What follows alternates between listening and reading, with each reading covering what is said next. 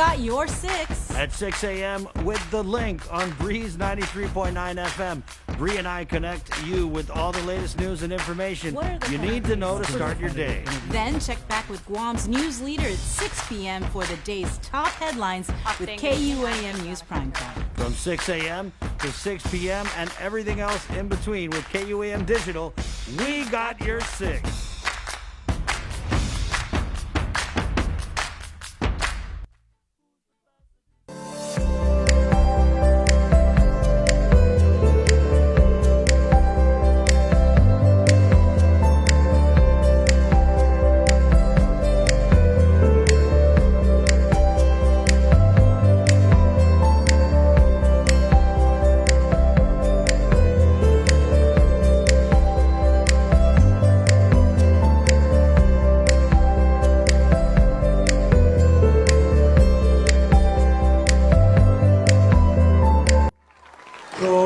Sinya uli di sombranza tamak e zuita saluda antes di niga radzaudzan malak estrezas durante todo el memu a nogi distancia como kupu gipalu zangiman malak guafi con una sughiairi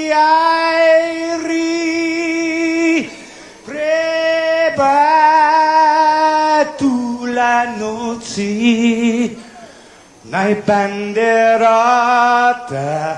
gaigi pues atan fanni bandera kau esta pagua pumalapa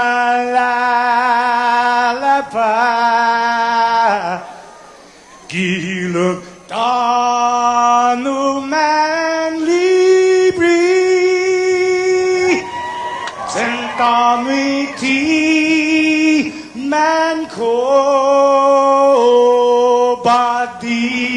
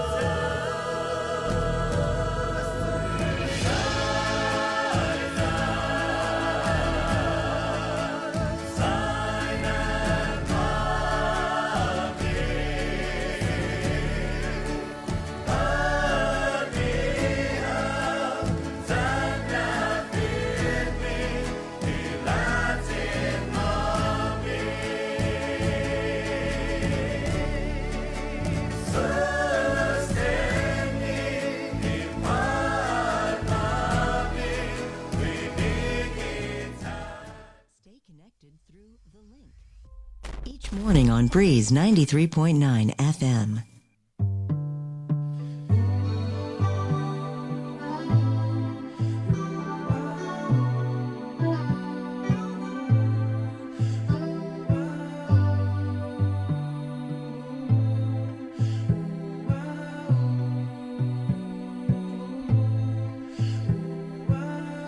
Let me take you to an island where the sun stops shining. Let me take you to an island where the sun never stops shining. Can I take you to a place I call home? Down south in Pneumatic where my family roams. It's a hot summer day and we all kicking back, sipping on a cold one. Now what you think about that? That's life here on this island paradise. Yo, I'm going back soon, but I might think twice, cause that city life is way too fast. Yo, I'd rather stay in Guam because this life is bad. Sand beaches, surrounded by my nature. No need to worry about these player haters and my culture. I got love for my people, still rapping Guam, staying true to my chat loose. Let me take you to an island where the sun never stops shining. Let me take you to an island where the sun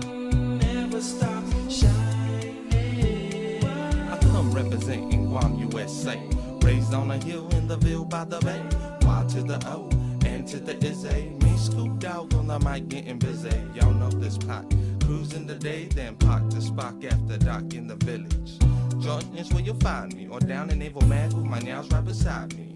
We just chillin', cause that's the way we do. Call the chair loose, tell them we gon' barbecue. The crew rollin' by tonight. We got Slim on the left and YD to the right.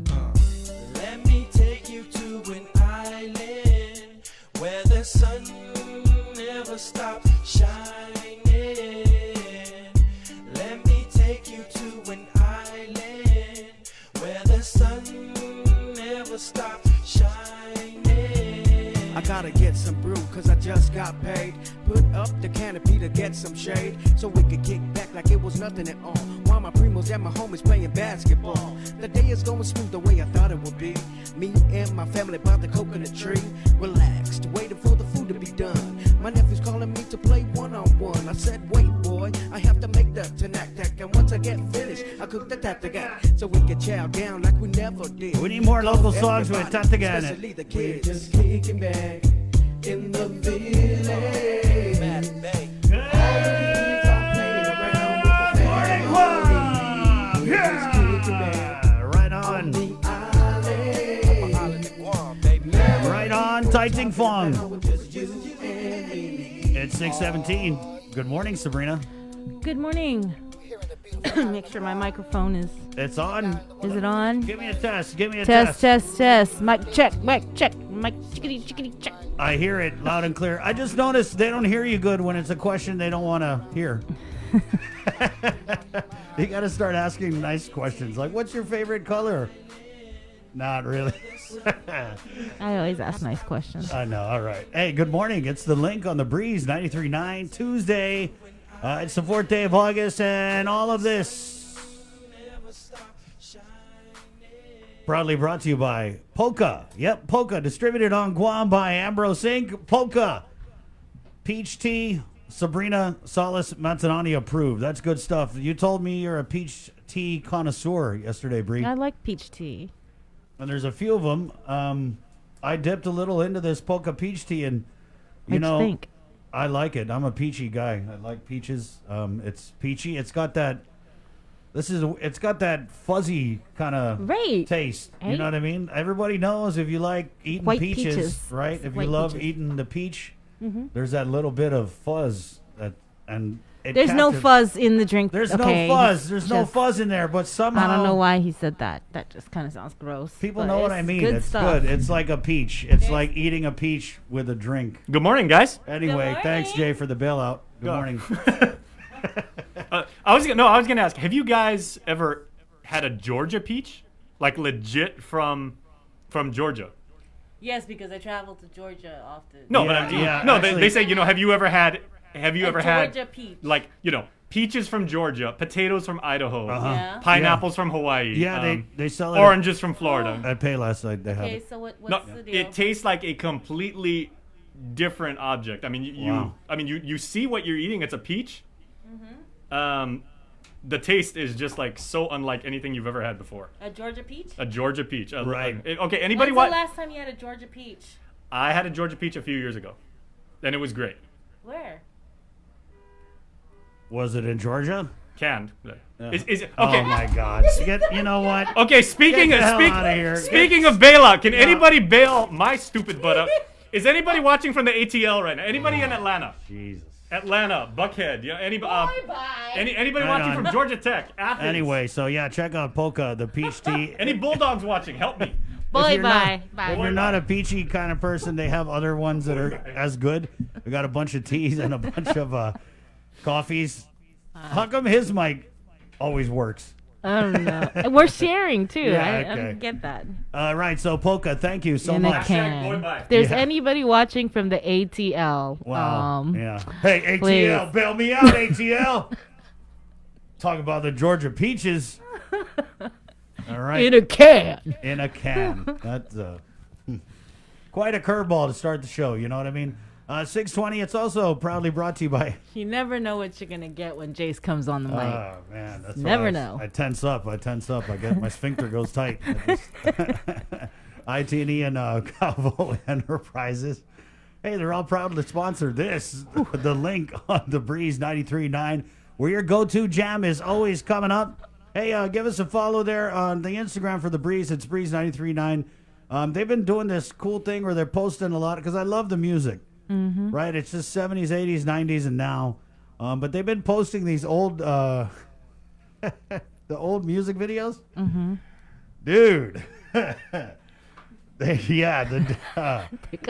mean, you know, talk about hopping in the Wayback Machine. Way. They posted one of my favorite songs. I'm a huge Police fan. They posted a little piece of the video for So Lonely. Yeah. Yeah, talk about a go-to jam. That is one of the ultimate slow, fast, dynamic rock songs. Dude, the Police had great music videos. Yeah, remember Wrapped Around Your Finger Yeah, with all the candles? And, oh, man. Yeah, so you can check out the Breeze 93.9 on Instagram. They do a thing called a Music Video Monday, which is it's really cool. It's 6:22. Hey, there's so many ways you can catch the show, and you're catching it right now. Thank you so much on I-94 FM, the Breeze 93.9. Also on KUAM TV 11. Remember, Tuesday, Wednesday, Thursday, Friday, we throw it up on KUAM TV 11 from 6 a.m. to 8 a.m. All right, that's the new schedule for the link. I know a lot of people are still thinking that we're going on KUAM at 8, but it's now at 6. So we've been getting some comments where people are coming in at 8. Hey, where's the feed? Well, you missed it. So you got to wake up a little bit earlier and catch it. Also, there's an audio stream Docomo Channel 10. We're on the KUAM news app, KUAM.com. And last but not least, on the Edward R. Murrow award-winning social media networks of KUAM. To all of our viewers, I don't know if we have anyone from the ATL, but we have Kentucky, I believe. Bardstown. Bardstown, Kentucky. Yeah. That's kind of... That's Debbie. Same country. We have someone watching from Alaska. Hi, Shirley. Wow. Yeah. So thank you guys for watching. And Mississippi. Gulfport, Mississippi. You ever had a Mississippi peach? No, not a Mississippi. All right. Well, I guess, you got to get that can there. He's got it in the can. There's no Libby's out here. Right. And a huge show for you guys. As always, there was a surge, a little bit of a surge yesterday out of the Joint Information Center. The results reported.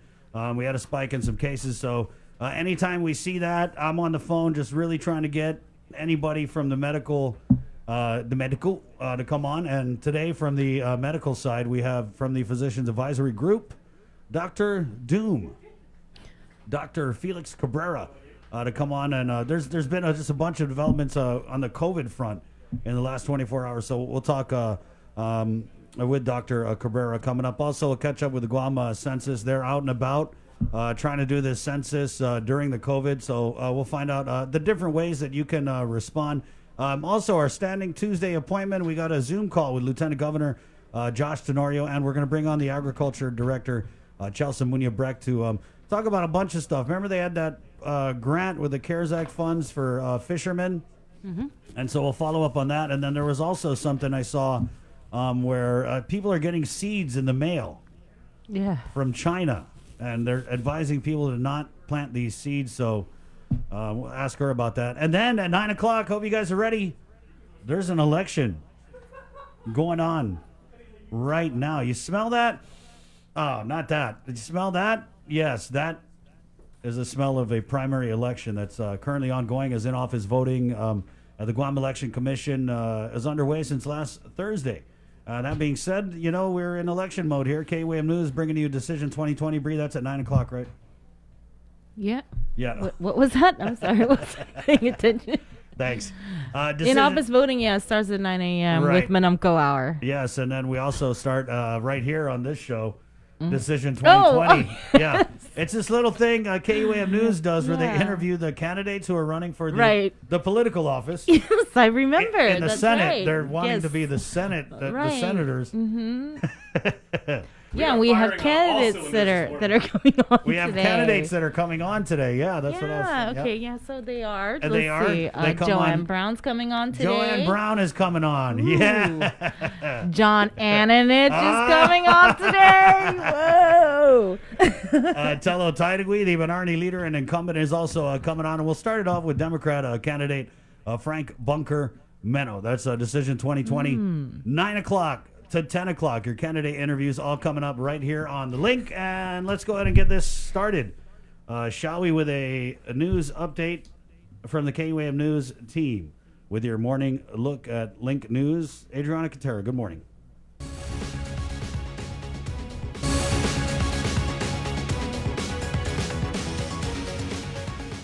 Hafa good morning, everyone. I'm Adriana Katera with your headlines here on The Link.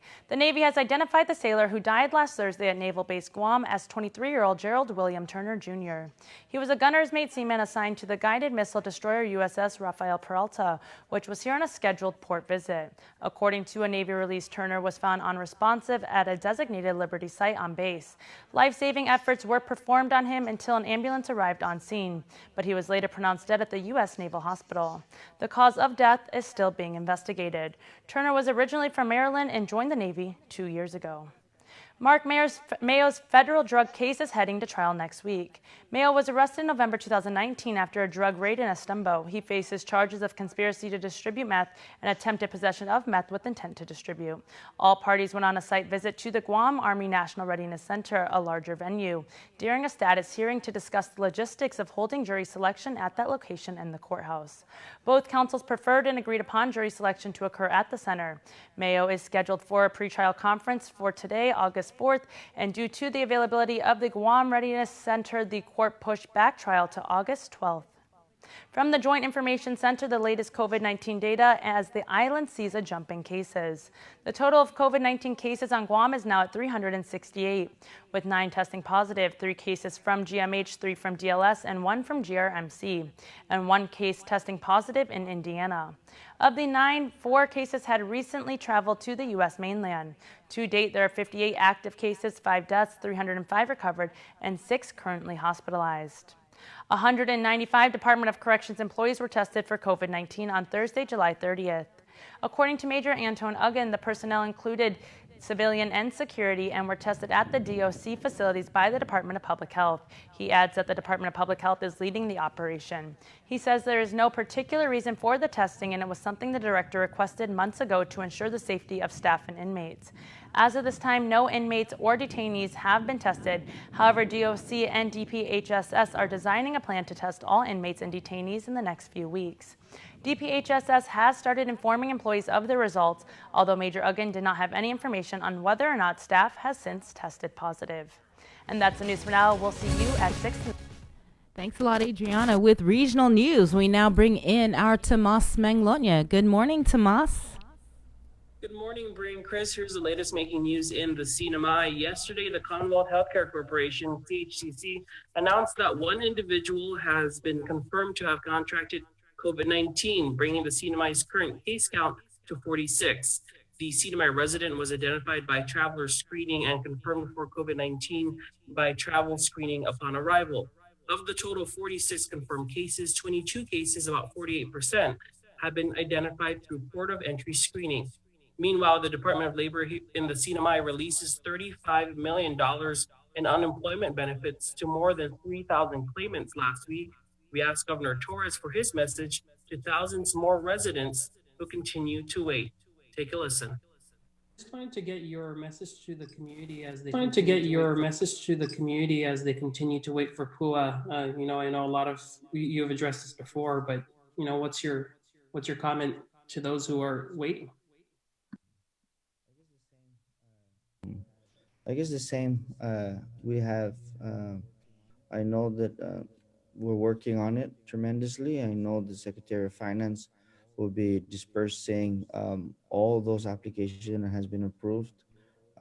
There's no reason for us not to move forward on it. I know that there's a great number of applications that has been done online, and I hope that we should be getting in the thousands, hopefully by today or tomorrow. Just a little patience, and I hope that we could clear this out by at least a couple thousand by today or tomorrow, and then the remaining will be working on it again next week and so forth. So just a little patience, and we'll get everybody on board. And are you satisfied with the Department of Labor's handling of the PUA program? Well, I know that there's some challenges. There's a great challenges that they're facing or that they faced earlier. I know that they work so hard. All the staff has been working overtime, working extremely hard. Is there room for improvement? Definitely. But at the same time, I want to thank them for their commitment. We put different employees in different departments to expedite the process. They were faced with some challenges, and they found other solutions and other means to manually input these applications, the information in. So they did what they could in giving the challenges that they faced. So I hope that our community, I know that in desperate times like this, it's very critical that we get it out as soon as we can. But I also want to assure them that our Department of Labor and their staff have been working extremely hard to push. In a recent press release, the governor's office says about 4,000 additional claims, both online and in paper, continue to be adjudicated and processed for benefits. The CNMI governor's office will be holding a press briefing this morning at 8 a.m. Bringing Chris, that's the latest making news in the CNMI.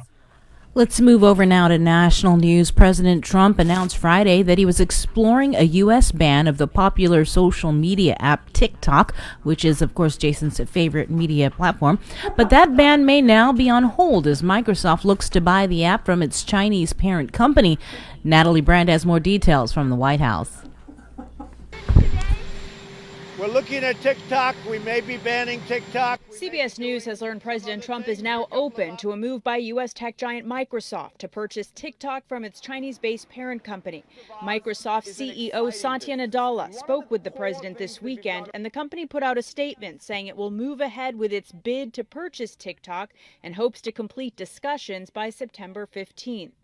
The Trump administration has raised concerns that the popular app may be sending private consumer data to the Chinese government. They can use these kinds of apps to surveil, track, and monitor you, which is why the Defense Department doesn't allow any military personnel to use TikTok. TikTok disputes the security concerns, saying TikTok U.S. user data is stored in the U.S. with strict controls on employee access. We're building the safest app because we know it's the right thing to do. While President Trump appears to have agreed to hold off on any action for now, there is bipartisan support if the White House moves ahead with the ban. I have been very opposed to TikTok. I was one of the first to expose the Chinese links.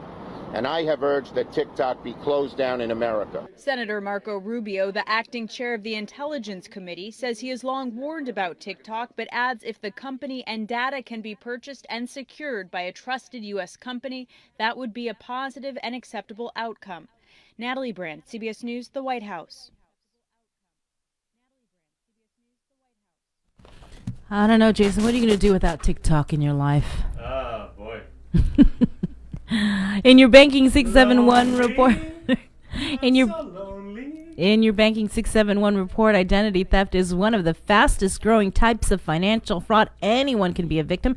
Here's some best practices you can use to safeguard your personal and financial identity. Be mindful of phishing schemes, unsolicited emails, and text messages that include links to phony lookalike financial websites or even companies that you know or do business with. Be cautious with information you share on social networking sites, and don't post things like your address, your phone number, your birthday, email, or social security number. Never release any of your personal identifying information, credit card or bank account numbers over the phone, via text message, over the internet, or by mail unless you have initiated the contact. Ensure your passwords are strong and secure. Change your passwords often and never use the same one across different websites. Craft your passwords from phrases only you understand and refrain from using other characters or numbers that are right next to each other. It's also important to pay close attention to your surroundings, whether at home or while you are out and about. Do not leave credit or debit card receipts lying around or in shopping bags. At an ATM or checking out at the store, use your hand to shield your PIN if there are people standing too close to you. When shopping online, only use trusted and secure websites before providing any personal or financial information. Make sure the address bar changes from an HTTP to an HTTPS. address and look for a lock icon next to the URL. That's your Banking 671 report, brought to you by the Bank of Guam and Coast 360. And finally, later in the link, we are continuing our Decision 2020 candidate interviews. And joining us today on the show are Democrat senatorial candidates Franklin Meno and John Ananich, and Republicans Tello Taitigui and Joanne Brown. Our D20 portion of the program kicks off at 9 a.m. If you got a question for the candidates, please post it on our comments section on our Facebook live stream. Yes, Jason? Okay, now I am not a vain or narcissistic person by any stretch of the imagination, but the TikTok thing over the weekend, that stressed me out like a little bit. Because you got it. Like a little what? It stressed me out a little bit. Oh, a little bit. Yeah. Oh. What? What do you mean? My TikTok game is strong. It is. Yeah, well, when you spend all day working on it, and thinking about it. Yeah, and I know some of you might be laughing right now. Guys, wait, Jay, let's give you a plug on your what's your TikTok? TikTok, if you're on the TikTok app, just go to @JasonSalas671, or if you're on the web, just tiktok.com/ you need to put the @ symbol in there, so @JasonSalas671. So, You're very creative, I have to say. Thank you. But I mean, it seems kind of contrite and everything like that. But for a lot of people who would be creative, or you just want to provide, entertainment or information or a respite from all the stuff that was happening over the last 5 months and everything, it gave people a lot of stuff to do during the pandemic and when we were on lockdown. Because the average TikTok, like for me, it takes me like 45 minutes to make this stuff. Dude. It's like a little tiny mini movie, and there's editing and there's costuming and set design. I mean, if you do it right. What does your girlfriend think of all the time you spend on TikTok?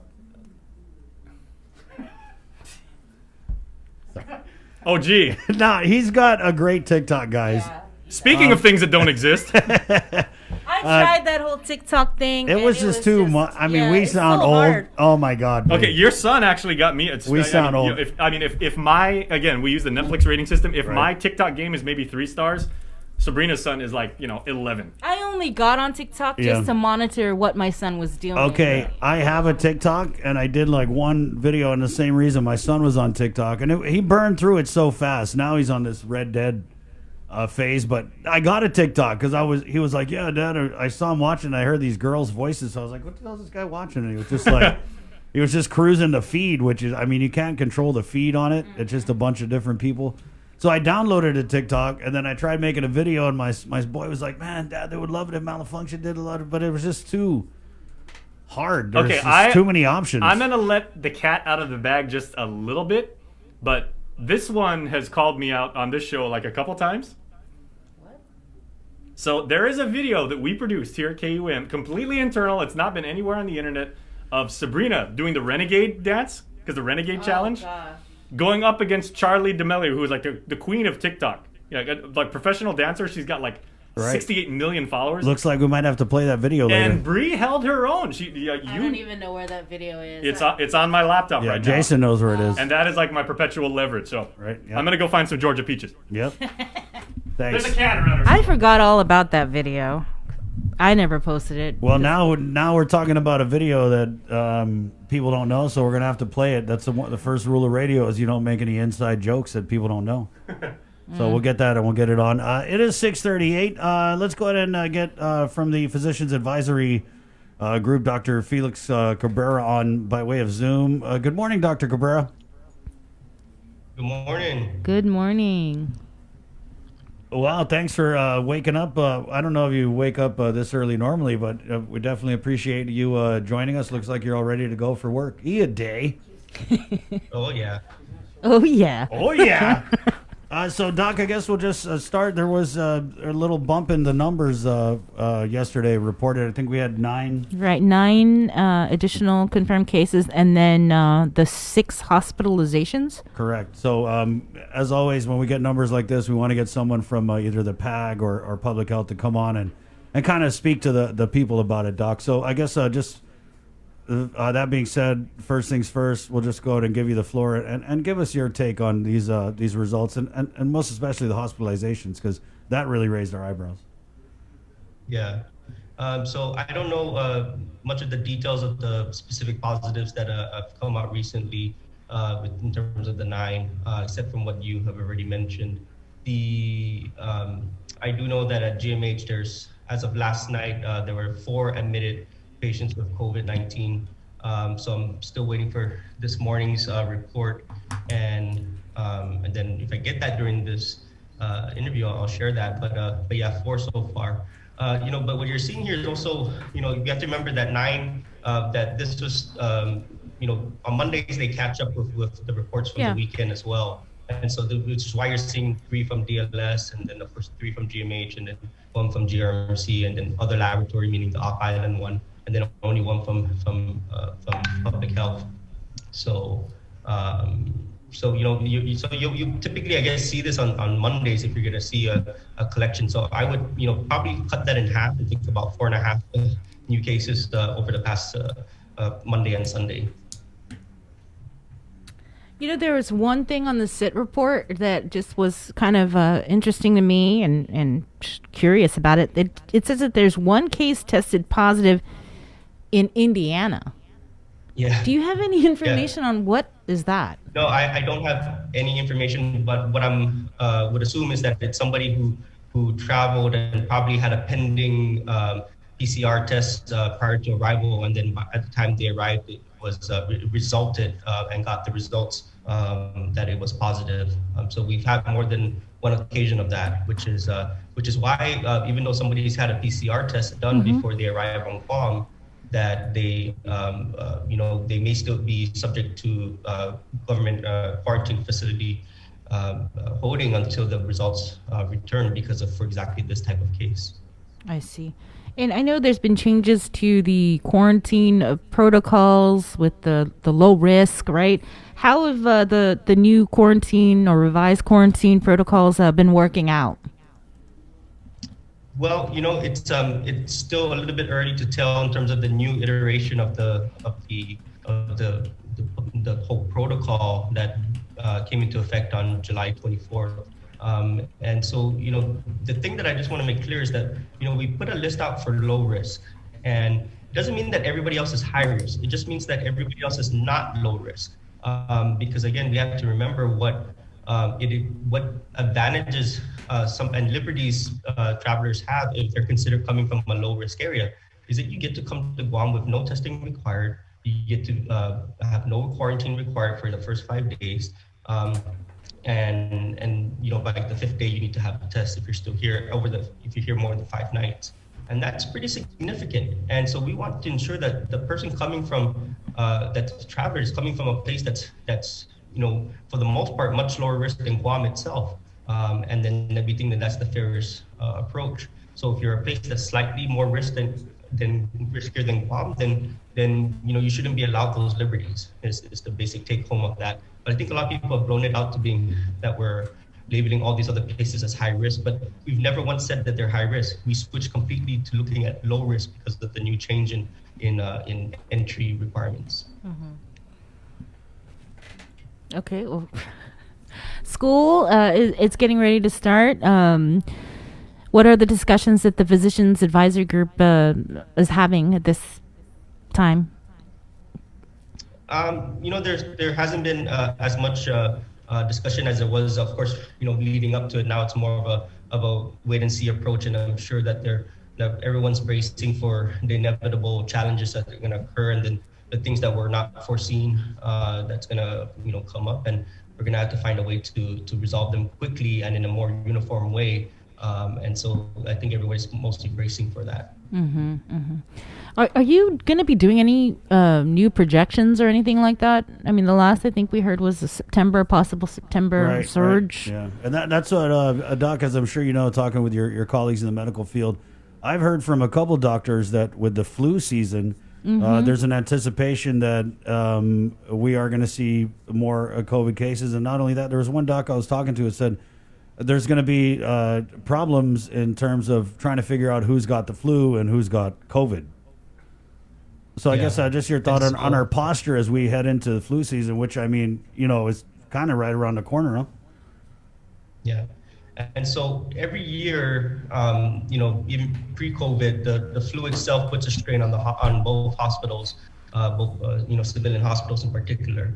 And so in understanding that and combining that with even just, 4 or 5 cases of COVID, you're going to have a, tremendous uptick in terms of hospitalizations overall.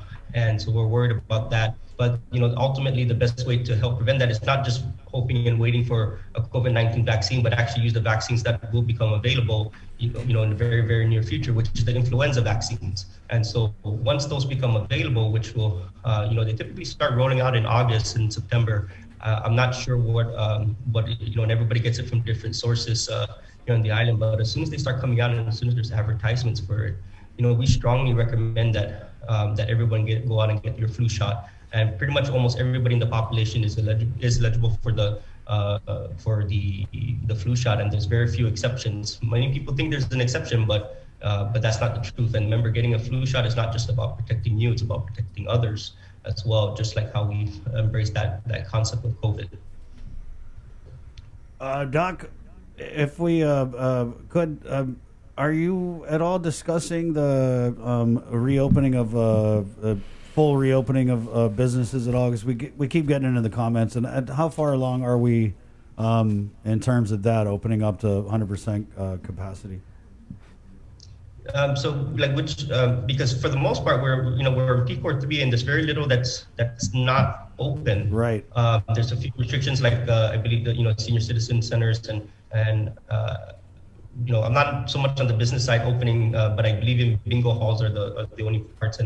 But other than that, pretty much everyone can be open as long as they have they follow the guidelines right. and the plans necessary to public health. And I think for the most part that people have been very responsible in the reopening of their businesses, and I still get pretty nervous when I've been still hesitant to eat in a restaurant. Overall. Have you eaten out yet, Doc? What's that? Have you gone out to eat at all? Yeah, so I'm still a little bit hesitant about it in terms of because I prefer it to be outdoors. Even though I've gone into and I got them takeout, I've seen people in their but the thing is I don't know what their situation is in terms of is that a close household contact that's there, or is it just are completely different strangers that are meeting and they're eating without mask, and of course, and still. So those things, we can try and minimize the risk, overall, and I think that's important to do. But the thing is that the risk is never going to go away completely. So people have to, do what's comfortable for them. But I still encourage it's not, we still think it's safe to be able to go to these businesses and as long as they're following the guidelines to consume, what you need there. And if you're not comfortable, you take it home. But I still support everyone supporting our local businesses in particular. Right. So I went out to eat, Doc. I kind of talked about it the other day, but I went out to eat. I got sushi. Waited a couple hours because they weren't at the time. They weren't doing reservations. And for me, it wasn't even necessarily like it was more of like this is something that's kind of normal, right? That we did before the COVID, and it went social distancing wise and all the stuff. It was definitely interesting. Especially eating sushi, you're used to just grabbing the thing right off the thing, and they had plexiglass, and then you had to call somebody. But I think it's interesting how businesses have really bent their whole operation around all these COVID precautions. So, and I also think it's pretty interesting that you, as a prominent member of the PAG, hasn't eaten out in a restaurant. Well, I don't want to read too much into it. I just haven't. It's just that I don't have much time to. Yeah, well, that too, right? Yes, so that's more of the issue. It's not necessarily a trust or because I still I'll go there myself and pick it up the items. Let us know, and we'll take you out to lunch, Doc. Mm-hmm. No, actually, the PAG, we were trying to have one of our meetings at one of the restaurants actually, and so we're still looking forward to be able to do that in order to just kind of help spread the trust and that as long as everyone's doing things right, that you should not be afraid, overall. So but the thing that I think is really important that everyone has to understand is that that there's not going to be going back to pre-COVID conditions. That this is the normal, and the new normal is going to be what is a version of what we're doing now, and that's going to persist even with the promise of a vaccine. And even though it starts getting administered, there's still no promise that it's going to be effective for very long. It could be effective for only a few months, and then you have to get a booster, and so to achieve that herd immunity where we kind of all go back to just not really thinking about precautions. I don't think we're ever going to get to that point.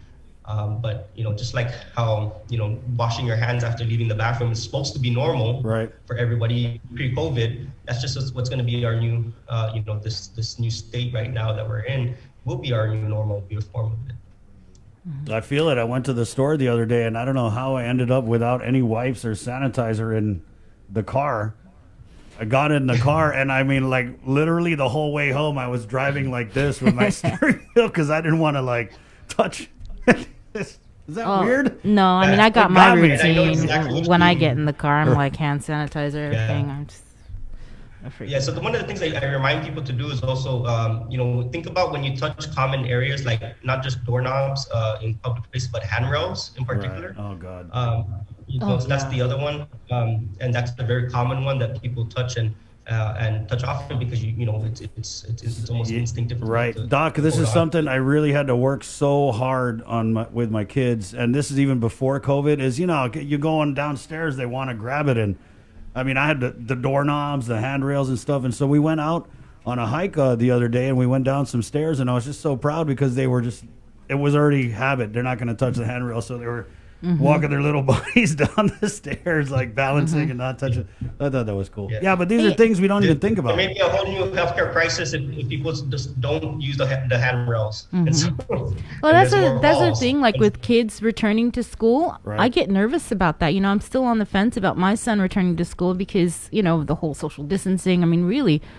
Is he really going to be able to social distance at school? Right. And, not touch this, not touch that, I'm just really worried. Right. I mean, even something as simple as like sharing snacks, you know what I mean? There's just a lot of room for... Doc, I wanted to ask you, and while we're on the subject of schools, just your thoughts on this. I was talking to a couple of teachers, and then and we'll bring this up with Soup. He's coming on tomorrow. There were options that were being offered at some schools where teachers could either decide to go full online in their teaching or do a face-to-face. But I'm hearing that some of those options have been taken away at some of the different schools. What would you say? And is there? I mean, it's kind of silly that there obviously is a risk, but how do we move forward with the new normal while still considering that not just parents have these concerns, but teachers as well? Yeah, that's that's a tough one there, and I don't have a good answer to that overall. I'm not an educator specifically per se, but the one thing I just wanted to actually talk about is one of the a little bit about me. So I went to public high school in Saipan at Marianas High School, and at the time it was the only public high school on the island, and it was extremely overcrowded. And it's overcrowded to the point where we needed to go into a track system. And so basically only 2/3 of the school was in session at one point in time, but it was year-round school. So your summer vacation, if you're on a particular track, might be in January, for example. Right. But that was something that everybody could easily plan on. You knew what your schedule was a year in advance. I mean, for the whole year. And there wasn't this, a constant flipping and around. I'm not necessarily advocating that we do that in Guam, but I just was thinking about the advantages of that, and that you really knew what you were dealing with. Now it reduces the capacity of every area by 1/3 overall, but it was a system that worked. The students were on one track, teachers were also on a particular track, and so there were some concessions that had to be made. That if you wanted to learn biology from one particular teacher and they were on a different track, you were going to learn it from that teacher. That was just the part of it that had to be accepted. But other than that, it just seemed like there was more ways to plan better instead of like this alternating, every other day thing or weekly thing or what have you. Some are only online, some are off. So I don't know if that's even part of it, but it was just an interesting thought that I had just from my personal experience, and I mean, well. That being said, I want to say that for the most part, GDOE, I mean, they have really turned this into chicken soup. You know what I mean? Especially given that they were up against the gun and planning for the reopenings of school. And I feel for the most part, they've covered, all the bases. So I don't really want to like knock on them too much, but there are, of course, concerns all around. And like I said, not just from the parents and the and I don't want to say it's just GDOE. There's a lot of private schools out there as well. Correct. I mean, I'm just thinking that because we're talking public, but Yeah. The thing I think that we have to really remember is that when we hear national news versus local news, it's completely two different worlds. Night and day. And that the concerns of reopening stateside is a whole different story and beast compared to what we're thinking about, which is why we're moving forward with reopening schools, and why that's not in the same case. So I hope people have that appreciation, and that we're extremely fortunate here in Guam that we have things under control, and it's not by chance. This was actually on the hard work of all the people here in Guam, and really following guidelines and adhering to best practices, and so because of that, we've avoided what's going on there, and that we've been not no one here has been really selfish in terms of what their role is in this whole crisis, and that everyone has been thinking of each other, and I think that's what's really come through in why, and you'll see that in other cultures throughout the world that embrace that type of it's not a me first mentality, that it's a us first mentality, and that really if anything, the virus that's one of the biggest weapons against the virus. Doc, are you able to speak at all to these the recent increase in positives? Because I know that there had been a couple of people that reached out to us from the FSM consulate asking us to kind of get the word out about a contact trace investigation, but we haven't really heard anything else on that. Is there any light that you can shed on whether or not the recent rash of positive cases, whether they're A, connected, or B, connected to a gathering or anything? Anything you can tell us, we'd appreciate. Yeah, I have not been officially briefed on that, on details of that, on that level. But I will say is that there's that the coronavirus has not discriminated in any way, and every and every ethnic group practically on this island has been affected by the virus, and so because of that, everyone's at the same risk level here. But the key thing to know is that majority of what we're seeing, especially of recently, over the past, even the month of July, was that these positives were being caught, within quarantine, and so that's a significant number. And when you think about, what the purpose of quarantine is, and the potential that if they weren't caught during quarantine, or I should say identified during quarantine, that could have been, exponentially, detrimental to the overall status of COVID-19 on the island. So adherence to this is really important. It's adherence to quarantine when you're at home. The biggest threat to this island right now, I think, is not just incoming travelers, but it's those that are home quarantine and are not following quarantine protocols.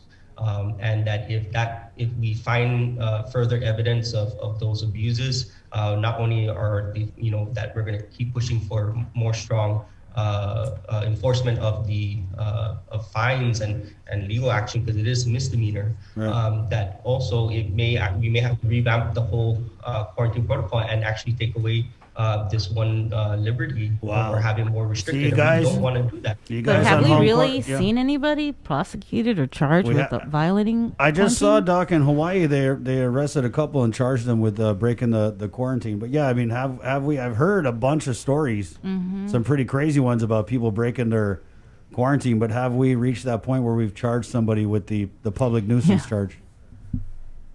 Well, and I think that's a necessary point. I mean, like, why do we even bother, with these, with this, potential penalties when we don't enforce them, and they're very real, And again, I just put the analogy, like, we have no qualms of arresting somebody who's driving drunk, but there's been hesitation in finding and holding people responsible for potentially having COVID-19 and spreading it and doing so knowingly, even in some cases. Yeah. Well, right. Yeah. Well, did you have anything else? No. I was just going to ask what was on the agenda for today's meeting of the PAG. Oh, yeah. So for tonight's meeting, again, we're going to be working on the new release of low risk areas that goes in conjunction with the July 24th quarantine and testing protocols. And so that's going to be, there won't be much significant numbers of areas that are either falling on or going on the list or dropping off the list. but we're going to review that in more detail and then try and do. Of course, it's vast majority of it is objective and it's data driven, Right. and we do this because it's evidence-based medicine. We do sprinkle in some subjectivity to ensure that we understand that that these subjective measures were still made in a bubble of subjectivity as well, because there were some end goals in mind, and so we have to understand that bias that was there from the beginning. And then with that, we can make a list that again is the safest. And this is the way I say this, and I don't mean this to necessarily be funny, but it truly is that this low risk area, it comes down to a question of condom versus no condom. And if you're gonna go no condom, you better be very sure about the risk and the risk stratification of Just that close your scenario. eyes, Doc. So that's the key thing, and that's what we're risking. If an area goes on a low risk area, you remember that again that what kind of liberties come with that, and so that's why we're very strict about what areas get put on that list. Right, I love your analogies going back from the grenade. I mean, if you guys, I know you guys have been paying attention. Dr. Cabrera can turn a phrase. What was that? We dodged the first grenade, but I got to go back and run the tape. But yeah, you've definitely condom or no condom. How do you want it? Remember but back then, remember, it was a grenade, that very first one. No, hey, we've been with you the whole ride. Doc, That's right. I support you. I think the initial projection you came out with, I mean, people are still talking about that. I think it was, I mean, you made the most of the tools you had, and it was a necessary projection, and I think that sobered a lot of people into submission. Oh, I love it when they use that against me in some way, because actually all they're doing is actually praising the efforts of Guam in general, and saying that because none of it said that it was our fate. It was saying that if we don't act accordingly, that this is a trajectory of where we could be. If we don't put the condom on. Exactly. Right. Yeah. So that's the key part here, in that understanding of where we've gone. There will be a publication coming out in the next Guam Medical Association journal, where it's actually going to be a walkthrough, especially during PCOR 1. Wow. And so it'll be really good to kind of, it feels like years ago when we were there, but I think it's a good accounting of what happened there, and we're trying to make an effort to be transparent in what we know. Yeah. So I read some of my. And it's really disappointing, especially with my media colleagues. I got a bunch of them on Facebook, and I'll read stuff like, they're like, oh, well, we only have this, and was it an emergency, or what, we never saw this? Well, yeah, we didn't see those things because we did what the hell we had to do. You realize how stupid you sound? Anyway, thank you. Yeah. Thank you. This is coming from the mask posse over here, Doc. We're masked. Yeah. Doc, I guess last takeaways before we let you go. What are a couple of the priorities for people out here to know? Living under a pandemic, but also trying to be normal under PCOR 3. So again, it just comes down to basics, and that we cannot forget it. We are becoming complacent in certain areas, and that I think that it's very important, especially as we start interacting more with people that we haven't seen in a while. Is that it's just so tempting to break through some of our the habits that we have, and that we've been trying to form new habits, and then again, that we avoid handshaking, avoid kissing on the cheeks, of course, kissing on the lips if it's somebody that's not within your household, and particularly wash your hands and do a good job. Wash your thumbs also. Be sure to get that thumb as well. People seem to forget that part as well. So make sure you do Doc? that. Sanitize your phones. Also. Right. I do that. Yeah. Frequently. But you hold that to your face sometimes, and so so that's very important that you do that as well. And just take care of each other, love each other, and that's what we do. Thanks, Doc, for all of that. Just real quickly, you mentioned earlier about the 4 COVID cases admitted to GMH. Was that on top of the 6 from yesterday? And so there wasn't 6 that was reported; it was 3. Oh, I'm just going off the SIT report. Positive. Yeah, I thought it was from the JIC report from yesterday. It said 3 that were diagnosed at GMH, and that was the new case reportings. But of those that are actually inpatient hospitalized, as of last night, it was 4 patients admitted. Right. We also saw something on Facebook from one of our friends that his younger brother was in the ICU. So we'll follow up on that. Doc, thank you so much. Yeah. Now I'm going to be washing my thumbs. You got me thinking, like, am I washing my thumbs good enough? Can you give us a little demonstration there now that we have a video feed? How do you wash your thumbs? Yeah. All right. Get in there. Get in there. Really good, guys. This conversation is just like all Are kinds we of... talking about thumbs? Are we still talking Guys, about condoms or come thumbs? on now. I don't know. Okay. All right. Okay. Thanks, Doc. Yep, got it.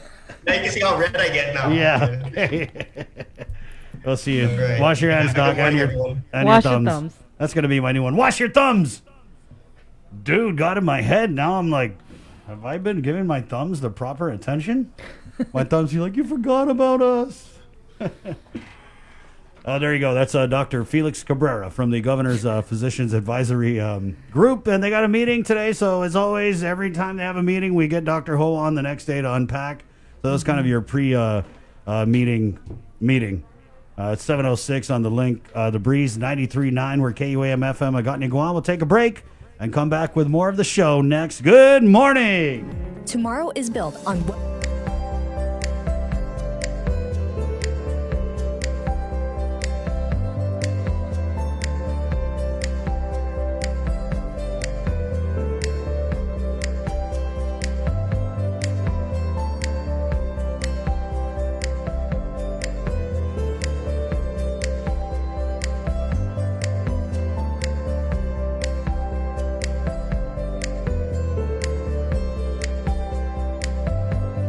GU Self-Storage, conveniently located near the Harmon McDonald's. We offer affordable rates, online payments, and auto bill pay for your convenience. Plus gate access daily from 6 a.m. to 9 p.m. Call us today at 648-7867 for more information.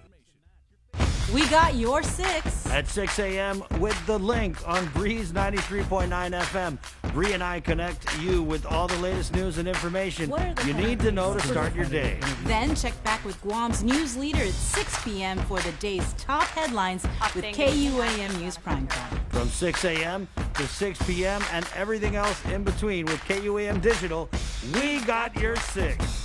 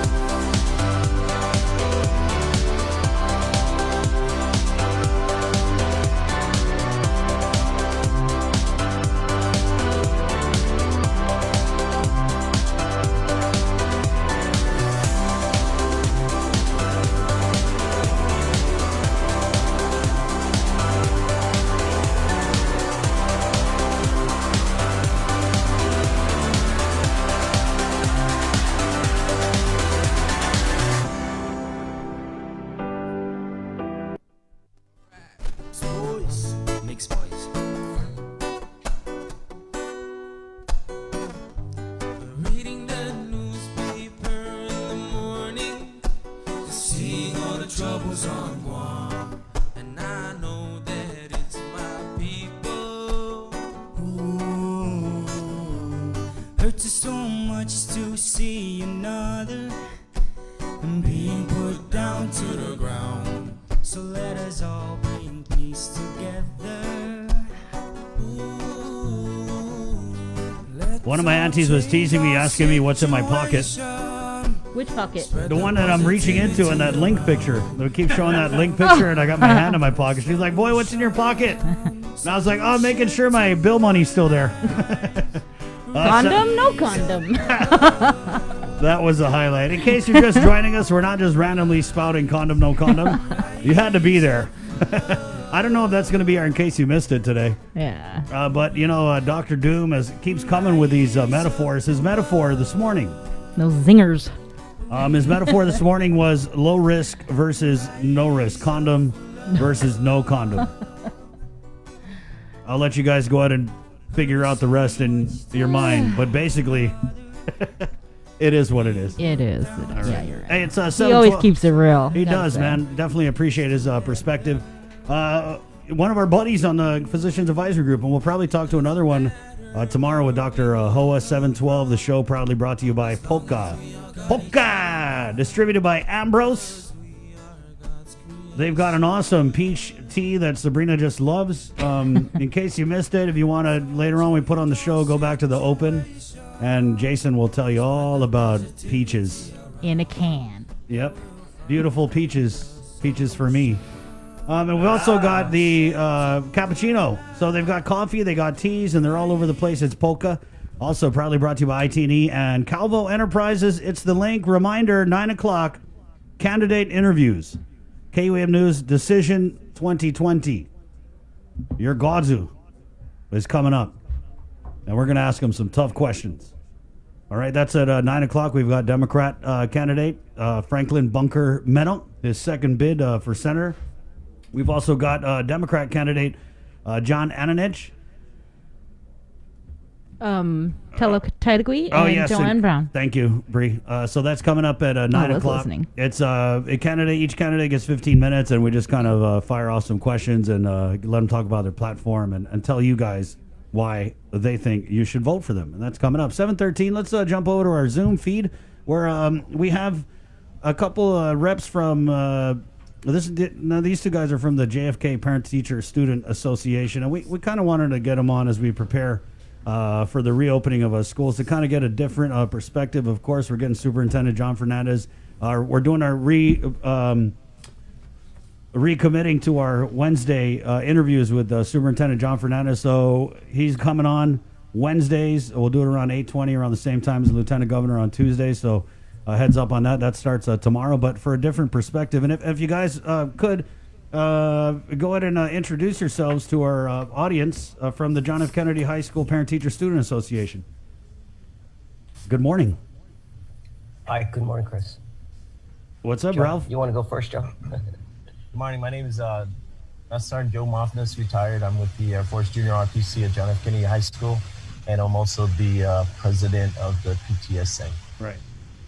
Ralph? Hi, good morning, Chris. Sabrina. My name is Ralph Rivera. I am a parent of a senior attending JFK High School, and I am the vice president for the PTSA organization at JFK. Thank you so much for coming on, guys. A little just side note, man. I know Ralph and I go way back to some comedy shows. This guy is a freaking funny guy, Ralph. I don't know if do people still ask you to host things? Because we haven't been doing any stand-up comedy stuff, but man, you're great. Well, I appreciate it, Chris. But it's the support cast that does it for everybody. You have to have the right people surrounding you to be funny. For me, my wife says I'm funny looking, so I'm not sure what that means. They say the darndest things, those wives. Just so you guys know, they do. any future PTSA meetings, he should be your MC right there, lifetime. And I guess we'll just start. If you could, guys, tell us what was your role in terms of the discussion when it comes to reopening of the public schools. I think we were invited by the superintendent. He's got a meeting that all the PTSA officers come to, and I think we've met about 3 or 4 times during the pandemic, and just making sure that we're all singing on the same sheet of music. Safety first, the kids' safety is first, and they just want us to use us as an avenue to get a hold, to touch bases with the parents and things like that. Since we do have the majority of our people or the parents that come to our meetings, we have them sign in and they put down their phone number, they put down their email addresses. So that's one of the ways that we contact the parents. Right. What has been some of the concerns that the PTSA has raised with GDOE in terms of preparing for the upcoming school year, and have those concerns been addressed? And Ralph, as a parent, I mean, feel free to jump in after Master Sergeant. Yes, please. I wanted to kind of dovetail a little bit about what Joe was talking about, and I want to really give props and kudos to John Fernandez and his team at DOE. It was no more than a few weeks after this pandemic started where they started to reach out to the PTSA officers and organizations, and with me, I serve as a dual role. I'm also a parent and a PTSA officer. So I want to give them a lot of credit and appreciation along with JFK administrators that from the get-go, from the giddy-up when this thing first started, they started to plan on how the school year was going to come about. And I honestly feel and believe that they have the best, the students, they have the safety as their priority. And that's one of the things, my concern as a parent, what are the safety protocols? But when you look at each individual school, JFK, for instance, they've got this protocol in there that's just insane. And what I mean by that is they got lines drawn in the hallways, they got right-of-ways, they have rules about separation and mask and things of that nature. So there was a lot of work put into this. Joe deserves a lot of credit. He's been our PTSA officer or president for a very, very long time. And we appreciate his guidance and his leadership. And he really is part of that team at JFK that has taken this, embraced it, and has prepared us for this school year. So as a parent, I'm very confident of the protocols of what we know today. That they've really taken a lot of safety precautions. So I'm very confident of that. Guys, so we hear a lot of concerns from the parents of elementary school students, and I understand that a lot of that is because when it comes to small kids, and I know you guys know this, you always have to allow for a whole lot of wiggle room. So are the concerns from the parents of like the older students, because I'm a dad of a high school boy, are they just a little different, and how so? Because I'm sure the parents of high school kids aren't worried about kids touching the handrail or hugging each other on the playground. So what are some of those concerns that are maybe more specific to the high schools? I think, Joe, if I could just start with this, and then maybe you can interject this. But for me, Chris and Sabrina and everyone else, my concern as a parent, and this kind of overflows into the elementary sides too. It's about social skills, if you will, the soft skills, where it's important for the mental health of the students or the kids to have that social interaction. And of course, school is the place to get that from, and that's very important for their mental health. But the other side to that, the other side to bringing kids together like that, especially on the elementary side, is a couple of things. From what I've heard from the parents is, they have to stay home and not be able to go to work if their kids have to stay home from school. Right. But that's one concern. It's almost not a daycare or babysitting concern. It's not that. Right. Just that, okay, if they have to stay home and do online learning from home, then if they're elementary school age kids, so someone's got to be there to supervise them. So if a parent by default has to stay home, then one of their concerns is, how can I go out and make a living if I have to stay home? And not have to, but it's a requirement. They have to be there. So that's one of the things. And try telling a 5 or 6 year old kid, 7, 8, and even my son, try telling them not to to be close to their friends and play and sing and yell and scream and holler, run around, high five each other, wipe their noses and touch the doors. And it's hard for them to comprehend that, especially at the elementary school age.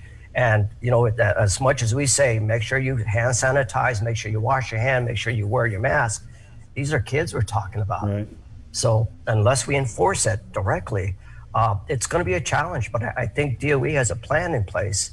But that's one of the main concerns. How do you, for 7-8 hours, how do you prevent them from adhering to those protocols? Right. That's a challenge. And what about transportation and kids, on their way to school when they're using a school bus? I mean, what discussions have you had about that? Joe? I think as far as school buses, is that what you're talking about? How the kids are gonna get to school? Yeah. I mean, with the social distancing on the school buses. I think Public Works is on top of that, and unfortunately they're not going to have the regular 60 kids in the bus, and I'm pretty sure that it's going to be cut down to at least half, maybe, because I'm not sure how many seats they have there, but it's gonna take a lot of effect, and it might even take a little bit longer for the kids to get to school. Right. They might have 2 or 3 trips. Yeah, and I mean, but are parents aware? Go ahead. Yeah. Well, I'm thinking too. I think to alleviate that, not overcrowding the busing, but if you look at the schedule for obviously they get on the bus, they're going to be going to school, and so that that's the assumption. So they've broken it up into 3 different face-to-face traditional type schooling. So when we think of a full bus, we're thinking everyone on Monday, everyone on Tuesday, everyone on Wednesday, but the way they're breaking it up, I think because of the way they break up the school days, it kind of aligns with the number of students that will be on that bus for that particular day. Yeah. So I see what you're saying. If we have 1/3, 1/3, 1/3, then the hope is, and hasn't been proven yet, the hope is that the spacing will be there, because there's not that traditional amount of students that will be there on a Monday, Tuesday, and Wednesday. Right. So I think that might align together and kind of satisfy that concern. I think. And I think what you said there, Ralph, is really key, is that we don't know. We've put in these great plans, right? But I'm just going to say there are going to be hiccups. There are going to be times when it goes wrong. Inevitably. Right, because we've put this plan into place, and it's a great plan, and they've considered everything. But once you introduce the unknown factor of the kids, then I'm pretty sure there's going to be a lot of adjusting or readjusting, maybe re-examining some of the initial protocols. So just the parents, I mean, they're doing their best to put it out there to keep your kids safe, but just know that once school does start, they're going to be adjusting on the fly. I mean, I could just see it, even with the buses. There's going to be things that maybe we did plan for, but we didn't, plan for the kind of numbers or, any kind of like outside circumstances. And I think that's why it's good that we have, open discussions. Parents are talking with the superintendent. And I know he's been on social media. Right. He's had his Instagram live talks with students, no less. So, that's why it's good to have this sort of dialogue, so that we get all these unknowns, right? And people are exchanging their concerns. So, Master Sergeant, let's take it over to the JROTC side of things. So, for those in the ROTC programs, how is it going to be different now that we're living under the COVID? Or is there going to be a ROTC? Or is there going to be ROTC? Yeah, we're still going to have Air Force Junior ROTC, and ROTC is still going to go strong. But it's going to be a challenge, because how are we going to get the kids over for drill, and how are we going to get them for PT? But I'm pretty sure with the division or the 3 schedules and things like that, we can get that in. And so Junior ROTC, as far as the Air Force is concerned, we're waiting on feedback from headquarters, and then we're gonna work with feedback from headquarters, and then the Guam Department of Education. We're gonna going to kind of like put them all together and then work for the best for the kids. I mean, the priority is safety, and I couldn't, that's the number one thing right now. Right. I would say, and that's why parents, Mr. Sanchez alluded to us that, hey, we hope that they all go online, that way they can be safe. But unfortunately, with things that are happening in their homes, we don't know what they're going through. We don't know if they have computers. I mean, we do, I think, because of the surveys that came out at the beginning of this, the survey to figure out what models they're going to go into, and online or getting paper copies, or coming face to face, right? So all that should, all the plans, like we said, we're gonna have to try it out. We're gonna have to try it out. This we've got the people up at the main office, the administration and the superintendent's team, and they're and we've also, I think they've got a lot of input about with the public organizations, and I think that's the best we can do is to put out a plan and go for it. And then like Mr. Barnett said, when there's a hiccup, then we should fix it, and take one day at a time. Ralph, I wanted to ask, you said you are a parent to a incoming senior at JFK? Yes. Are you going to be sending your child to school, or will you be having your child do distance learning? And just if you could explain your decision for either. Oh, okay. Well, initially we had explored the face-to-face traditional schooling. In other words, go back to school and interact and be in a traditional classroom. We thought about it a little bit more, had a sit-down conversation with my son, and he's very savvy in terms of learning things online. His brain kind of functions that way. He's good at learning online. And so we've kind of tested it out and came to the conclusion that it was the best model to fit his personality and fit his learning style. Now, if things go better later, vaccine, they find something else that's going to help us to deal with this a little bit better, then yes, we would welcome going back to the school and being face-to-face traditional kind of stuff. But like Joe had mentioned and Chris had mentioned as well too, Joe and I are Air Force veterans, and we know that a plan's only as good until the first shot is fired. But that's when all hell breaks loose, right? Everybody got a plan till they get punched in the face, I think someone said. Punched in the face, exactly it. And but the mindset here is it's key. The flexibility is key. Pliability is key. This is the first time we've ever done this. Right. And from day one, the minute that student steps on the bus, the minute that student steps into the campus, the minute the bell rings and all these different things come into play, it's totally different.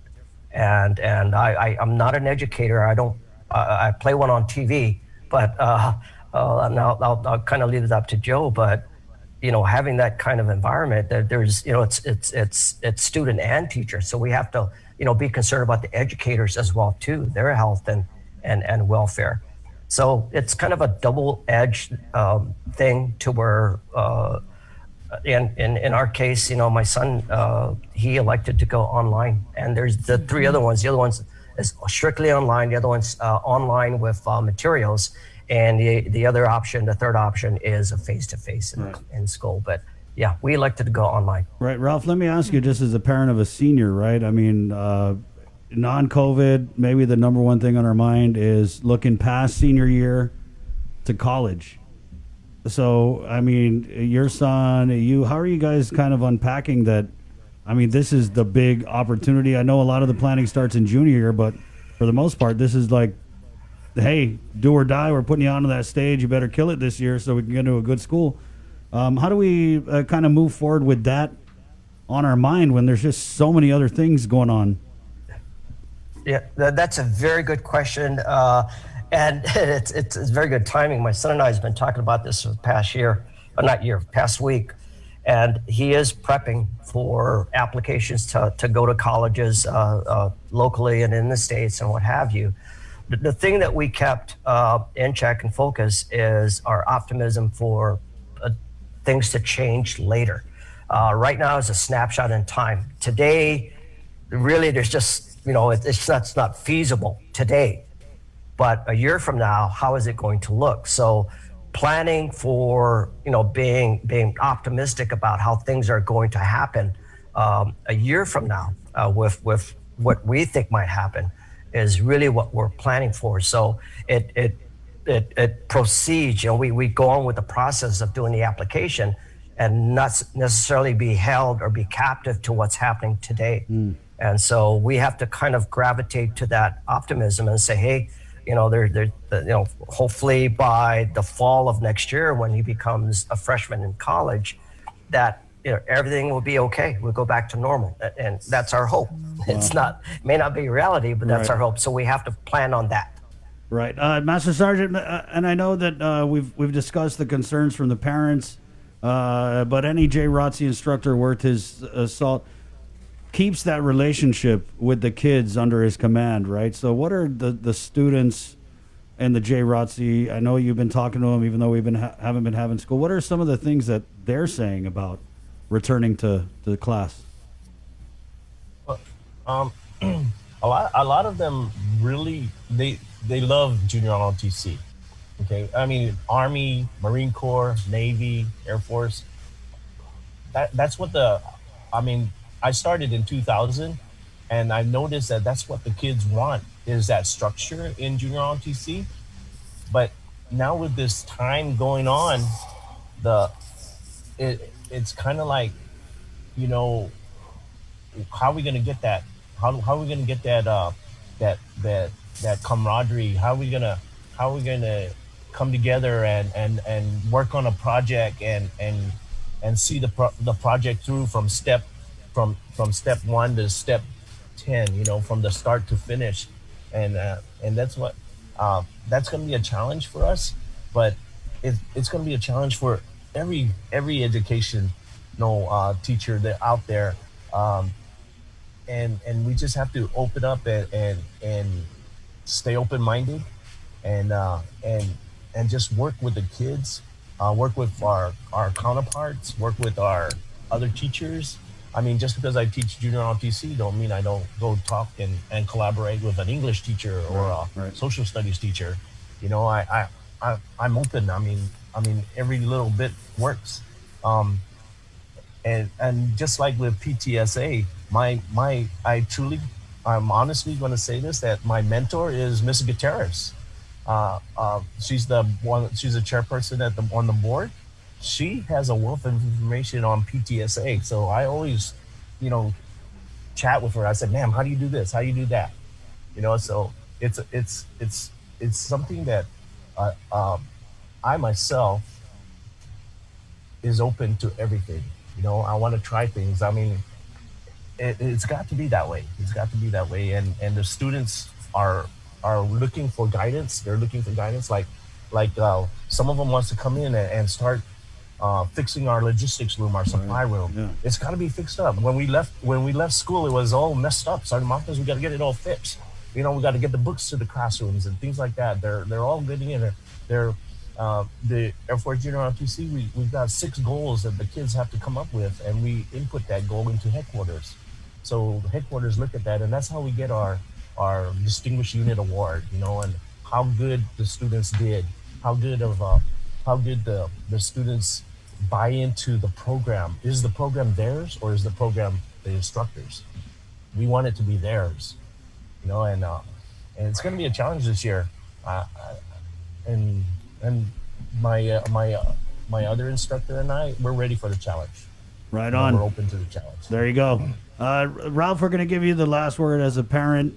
Maybe your message to other parents out there whose kids are getting ready to head back to school here in 9 days or 2 weeks. Sorry. I need to go back to school. Well, I think the best message I can share with other parents is that, and I know this as a parent, is that GDOE has really taken a lot of things into consideration, if not all things into consideration. And the plan they've put in place and all the individual schools, in particular JFK, and I'm kind of biased to that, I've seen their plan. I've seen their plan of execution. And I am okay with that. I accept that. I accept GDOE's plan because at some point we have to have a plan. And I think because we've met with them numerous times, like Joe has mentioned, they've also met with us as parents on the side to get the input, to get the questions, to get the feedback. So, they didn't have a powwow and only they came up with this plan. It was a collaboration of everybody. And what I mean by everybody is as much people as wanted to participate. So whatever plan we have in place, and the plan they do have in place, they read it, understand it, don't make any assumptions.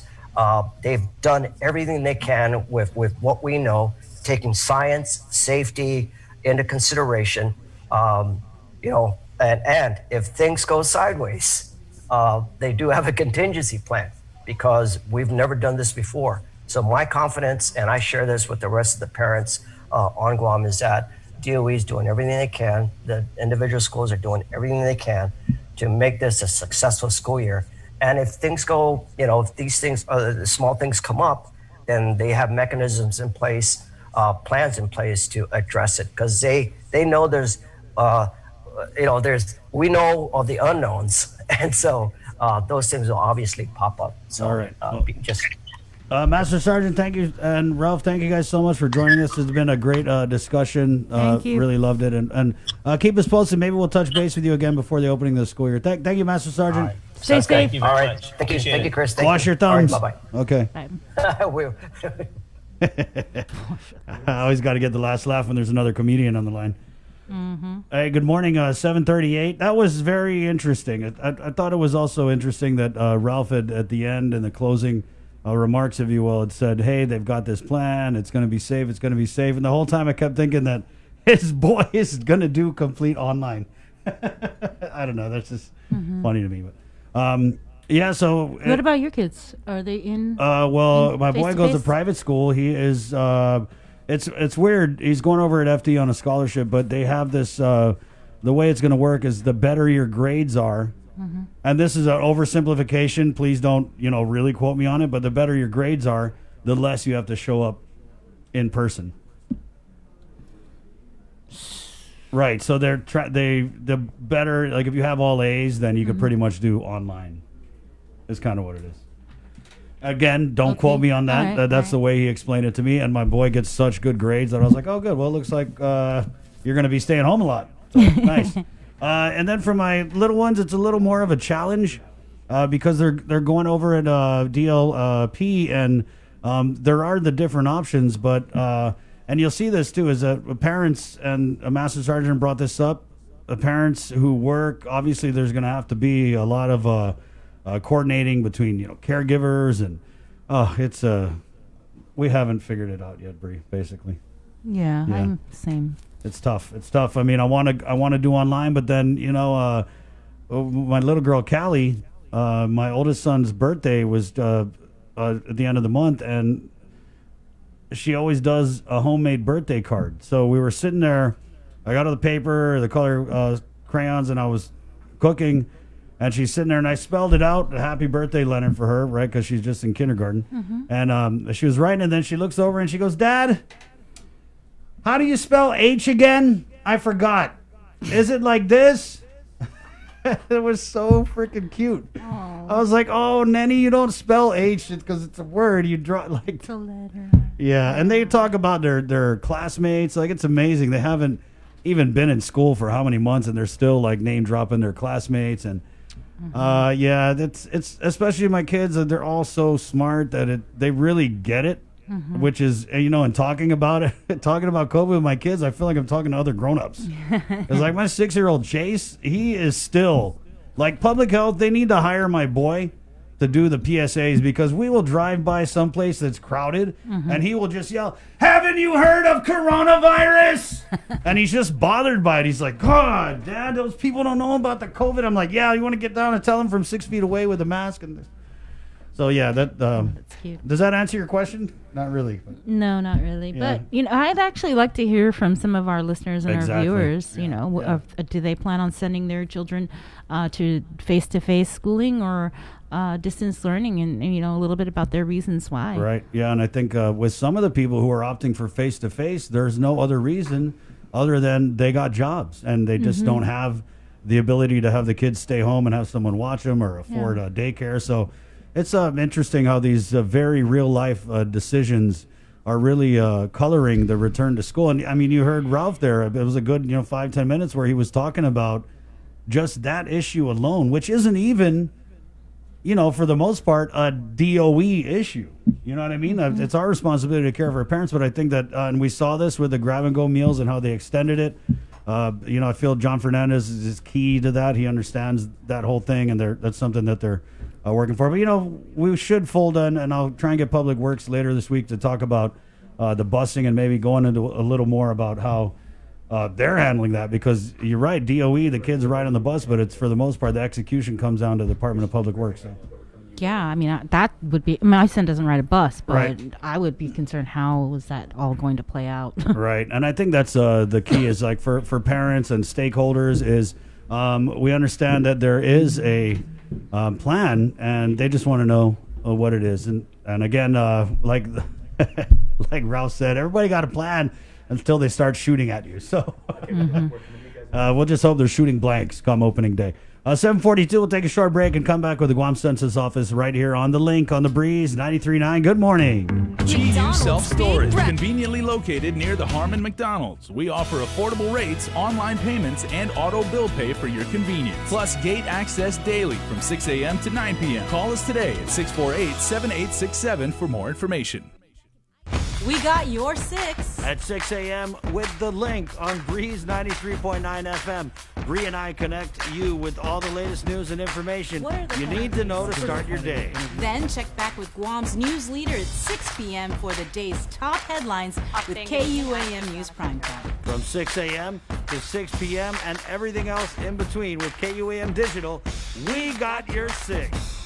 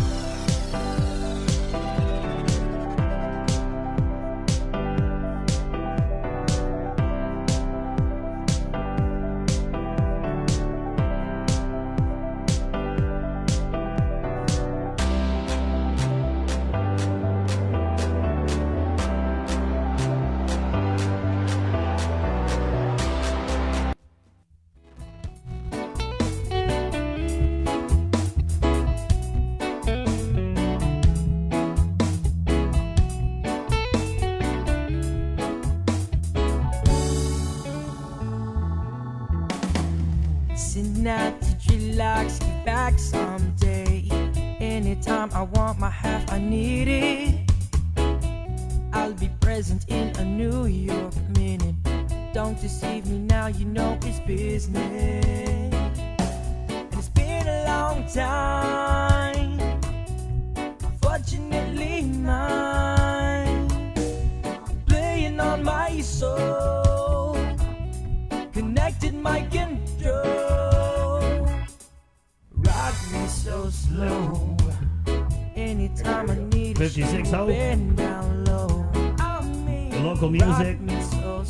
Rock me so slow. In the morning. How do you want to be rocked? Slow, fast, medium? Let us know. Oh my gosh. And in case you didn't know, that 56 Hope, that's they got their name from, I think it's Bob Marley's house address in Jamaica. Just so you know, a little. Thanks for that trivia. You got it. 747. It's the link on the Breeze 93.9. Good morning. Lieutenant Governor Josh Tenorio coming up in the 8 o'clock hour.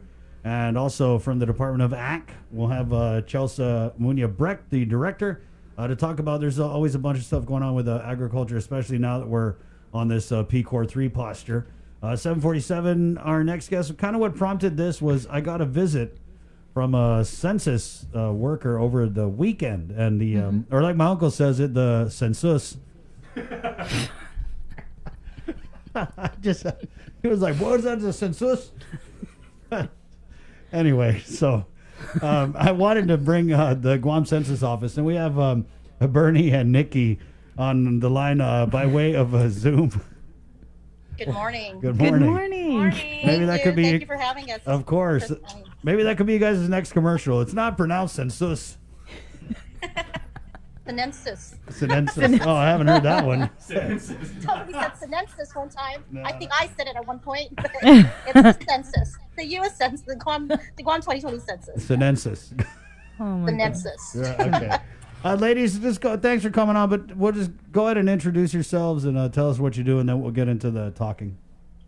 Hi, good morning. Thank you, Chris and Sabrina. I'm Bernie Guinness. I am the 2020 Census Office Manager. And then we also have here Nicole. Do you want to introduce yourself? Hi, everyone. My name is Nicole Kanata. I am the Partnership Specialist at the 2020 Census of Guam. All right. And so we had brought you guys on because I know we've been playing the commercials, right? But people are out there conducting the census, which is so key in terms of how much of the federal we're going to get. So maybe if you could just tell us the status of the census operations, and then I kind of want to go into the different ways that people can respond to it in this pandemic. So whichever one of you ladies wants to take the floor on those questions, please do. I can kind of start. We're more than halfway completed with the data collection. The data collection really entails, there's a couple, there's the housing enumeration that's being conducted. We just completed our group quarters. Group quarters includes like DYA, DOC, group settings. That just was recently completed in the month of July. So we're very proud of that, very proud of our team. There's also transitory and also military enumerations that were also completed. So our main focus now is the housing enumerations. That will complete. That will go all the way until September 15th. So really, we want to motivate and encourage the general public, the community, to if they have received, and I'm going to pull this out. This is the notice of visit, and you'll see a lot of our advertisements or a lot of our social media, and we reference it a lot. We talk about, have you received the notice of visit? There is a number that is included into this particular document. And that number correlates to a particular call center. A contact number, main number within our call centers. Along that, there's map spots. There's numbers below. Again, it identifies your residence. So once you receive this notice, you just call in the number. We've got our enumerators ready to assist you, and you can conduct the actual enumeration, the questionnaires on the phone. It's really simple. But again, too, if you have yet to receive anything or have not received it, you can call our main line, which is 645-2020. From there, we can have the receptionist will go ahead and take some pertinent information down from you. ask more so like the village where you're from, and then go ahead and transfer you to one of our district call centers. The folks there are waiting and they're available, and you can make an appointment to do the questionnaires via the telephone, immediately on the phone, or you can also make an appointment for one of our enumerators to go out to your resident and do an in-person interview. But also we've got around the villages, which are census centers, right. And you can make an appointment if you're not comfortable in doing the questionnaires via the phone. And we understand, people have different preferences via the phone or via in-person at their home. Then they can also conduct it at one of designated census centers throughout the community, throughout the villages. Mm-hmm. So there's really a lot of options. And again, it's just really to encourage and give options to the community, what's best for them, what they feel is really comfortable for them. Mm-hmm. Do you guys keep track of like how many of those notice of visits have gone out and how many people have actually responded? Yeah, and we through social media and throughout the public, we say, oh my gosh, we've already received 3 or 4, and the counts are usually the first notice of visits that went out. That was when we first returned back. That was in early June, and it was what was called like a no. The individuals were not supposed to knock on the doors. They were just supposed to drop it simply because of the pandemic and COVID, right? So, but now it's up to 2 to 3 knocks. 2 to 3 visits. So okay. If a household has yet to receive something, then they'll to respond, then they'll get the notice. The enumerators are going out there to just kind of remind. However, we do know that there are folks that have completed it, but that they still receive a notice. So, call centers was something that was not part of the initial plan for this contract. It was something that was put in after the lockdown, right? After the pandemic. So there's a lot of reconciliation. The folks that are out on the field that are dropping off the notice of visits versus those in the call centers, there's a lot of reconciliation. So we do notice that there are some overlap where an enumerator still goes out and drops off, but mm-hmm. they can call our office and they can let us know and say, hey, we've already completed it. Some people email us mm-hmm. or message us, and then what we'll do is we'll go ahead and remove them off from that particular listing. What about for someone like me? I remember receiving one of these notice of visits, but I was half asleep. But so I got up and hi, doing great. I got the notice, but then I don't even know where that notice is right now. This was during the COVID, the height of everything. So I just remember somebody from the census coming, and I remember being given a piece of paper. We initially dropped it off early part of March. Early part of March, and then COVID hit, right, and the lockdown hit. So we were already 2 weeks into the operation, dropping off the notices. But if you have not received it, you misplaced it, not a problem.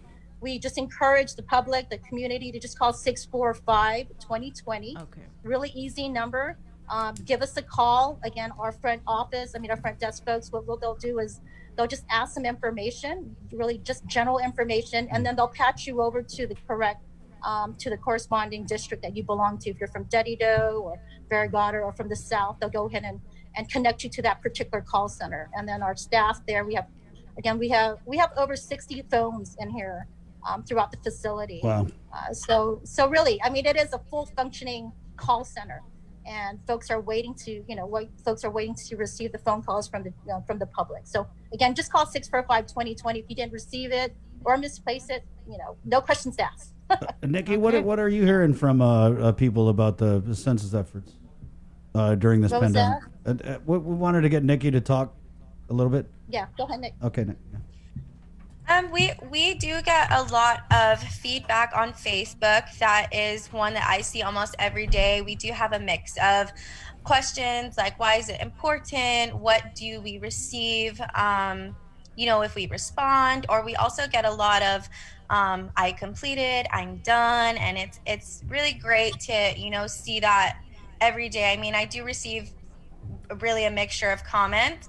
And so if people don't know what exactly they receive, I always explain to them, the importance of responding is because we do receive data from these responses for Guam to kind of flourish in the future. We do get data that will give local leaders the information that they need to receive federal funds for education, infrastructure, businesses, and so much other public services that Guam may need at the time. So, and now I explain to everybody, it's really important. We only receive this chance every 10 years. And so it's something that every person should respond to. Mm-hmm. What about, and one of our viewers here has a concern, and it's a valid one, that what do you say to people who are kind of afraid or a little leery to give some of their personal information over the phone? Right. So every employee at the census office is sworn and bound by something called Title 13. And what that is that we take an oath that your personal information is protected for life. And with that, the Census Bureau only takes personal information, and it does not make you an identifiable person or household. We just take that strictly for statistical purposes. We do not, and the Census Bureau is not allowed to give that information to any other government agency. And also there are consequences if you do not follow that code. And so the consequences are you receive a $250,000 fine, or you do get up to 5 years in federal prison, or both. Okay. Right. And your cellmate's going to be Bubba. I added that part. But prior to the interviews, we constantly let people know that, again, our folks are sworn in by Title 13, and everything that is, all the information that is retrieved through the questionnaire, it is only for statistical purposes. And then hopefully once those are all revealed, they come through what is called data products. The end results are data products, and also understanding not understanding, but also knowing what the total population count would be for 2020. So what's been the response, or has COVID kind of severely impacted what you guys are doing, or? And then I'm also curious if you have a breakdown in the types of ways that people are responding. So which of the options are they going with the most, et cetera? Yeah, we do, on the onset, of course, it was the phone interviews that were, the call center was really highly utilized. But again, we see it's a balance. There are people that are really still, the households that are comfortable to have us come down, or when we have our enumerators, walking the streets and coming to their households, they still entertain them. We still conduct the interviews. Our enumerators are told that they can't do the enumeration inside of the home, but because of protection of the respondent and also themselves, certainly they are wearing their PPEs, their face masks, their gloves. So they conduct it out, outside of the resident. But really, it's a combination of the both. It's the call center and the in-person.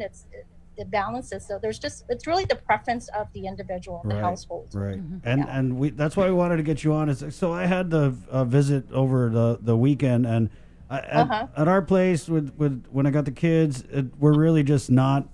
I mean, I'm not even answering the door if I don't know who you are, and I'm not. Of course, yeah. So no strangers. We do have a couple familiar strangers, I like to call them, who do come over. But so the census. A lady had come. I saw her go around all the houses. I mean, no one was really. I don't know if we're all in the same protocol. We're in the area I stay in, but she had come and knocked on the door, and we just weren't going to answer. And I know she could hear my music playing. Of course. So the kitchen window is kind of like you open it, and then there's the front door. So I just opened it a little, man. And when I look back at it, I'm probably thinking that she thought I was rude, and she's probably like, Barnett. Chris Barnett is stuck up, and man, that guy was so mean. But all I said was, I was like, ma'am, I'm sorry, I'm not accepting any, we're not doing any visitors, and that's that. And in her defense, because I just want you to know that this lady needs a raise, because she really was trying. She was like, no, sir, all we have to do. And I was like, ma'am, no, we're just not accepting any visitors. I've got the kids in here. I'm making breakfast, 5 different breakfasts, And so she again persisted that she was trying to say something. And I was like, look, okay, ma'am, I play the commercial at my work. I know that I can make an appointment, and so I'll go ahead and I'll make an appointment. And so she finally caved, and she was like, okay, sir, you know what? I'm just going to put this paper right over there by the door. So that's what ended up happening. Yeah. And I kind of thought to myself, how many other people just don't even bother telling or even answering? And so that's why because I understand how important it is to get this census, all counted so we could get the federal money and all that stuff. And so that's why I wanted to bring you on, because I feel like if I'm that way, are other people kind of just, not coming to the door? Do they have to make a quota? Yeah. What was that? Is there a quota that they have to meet? Well, all the enumerators and the teams are from the different districts. They are assigned a handful of the questionnaires, so they want to ensure that they complete it before they close out particular. They're called BCUs, but they're booklets of all of the residents that are assigned to them. So they, your particular enumerator I'm sure she was very aggressive, and she just wanted to make sure that she closes it out. Not aggressive. Yeah, I don't want to get her in trouble. She was persistent. Oh, no.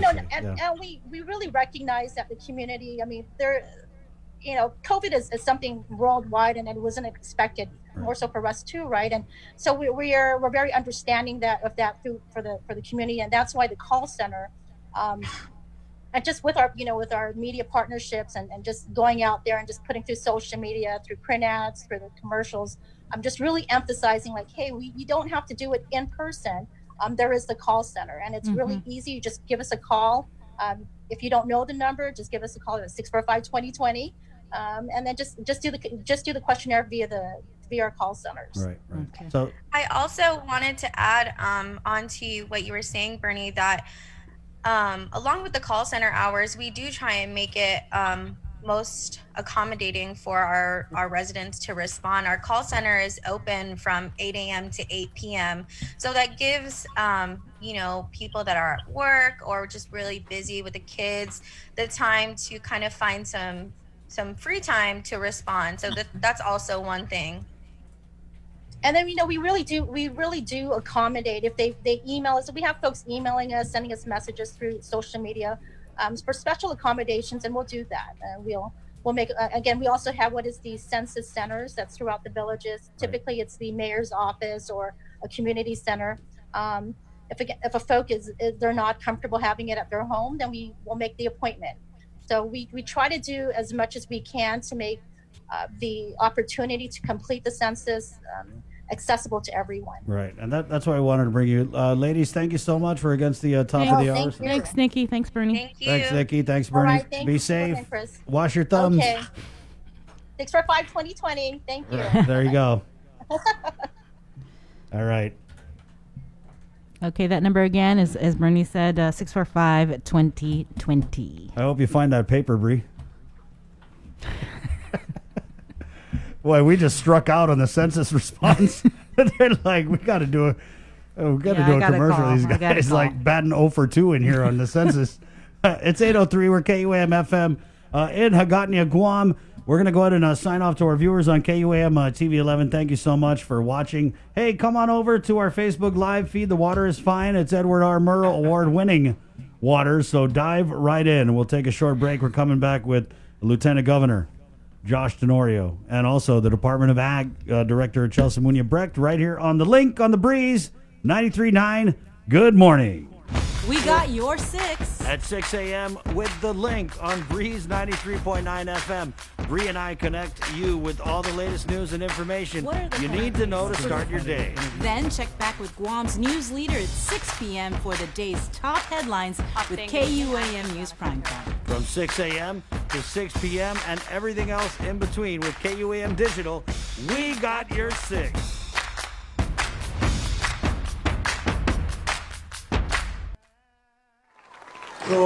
Kosinya uli di sombranzelten meg et zu ite saluda antes diu hum niga Radzaudzen melek estredzes, tu redin todo in memu. A nogi distancia, como cupu gipalu. Zangiman malak guafi. Con una sugi airi batu la noche Nai banderata gaigi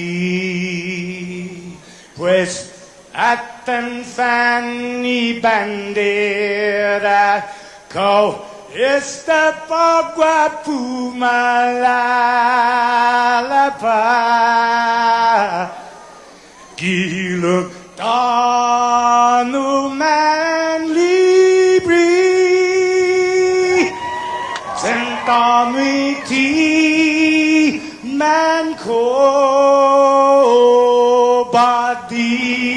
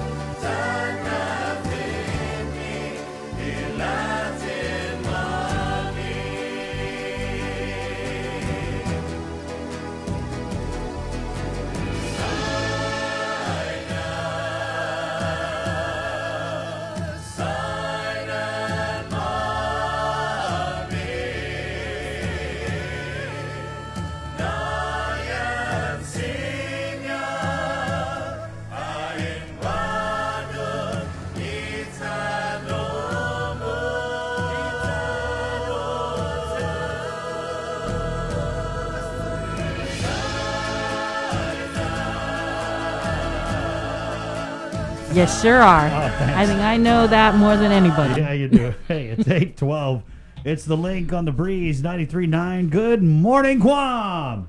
Good morning, Guam. Ha! Right on. It's all proudly brought to you by Polka, distributed by Ambrose Inc. Of course, Polka, we're talking extensively about the peachy flavor. It's so peachy, it gets fuzzy. That's right. Polka. That sounded... Anyway, they do coffee Actually, and teas. Yeah. Can you go get me one of the Yeah. peach teas? Jay? When you have time during the commercial Yeah, break? I got nothing to do. You got nothing to do. Go You're grab over there it. dancing in the corner all the time. And so they do coffees, teas. They got a great cappuccino that Bria had the other day. And they're distributed by Ambrose Inc. Also by IT&E and Calvo Enterprises at 813, just moments away from the Lieutenant Governor of Guam. But before we do that, let's do this and look at the hour's news here from the KUAM News team with your link update, Adriana Cotero.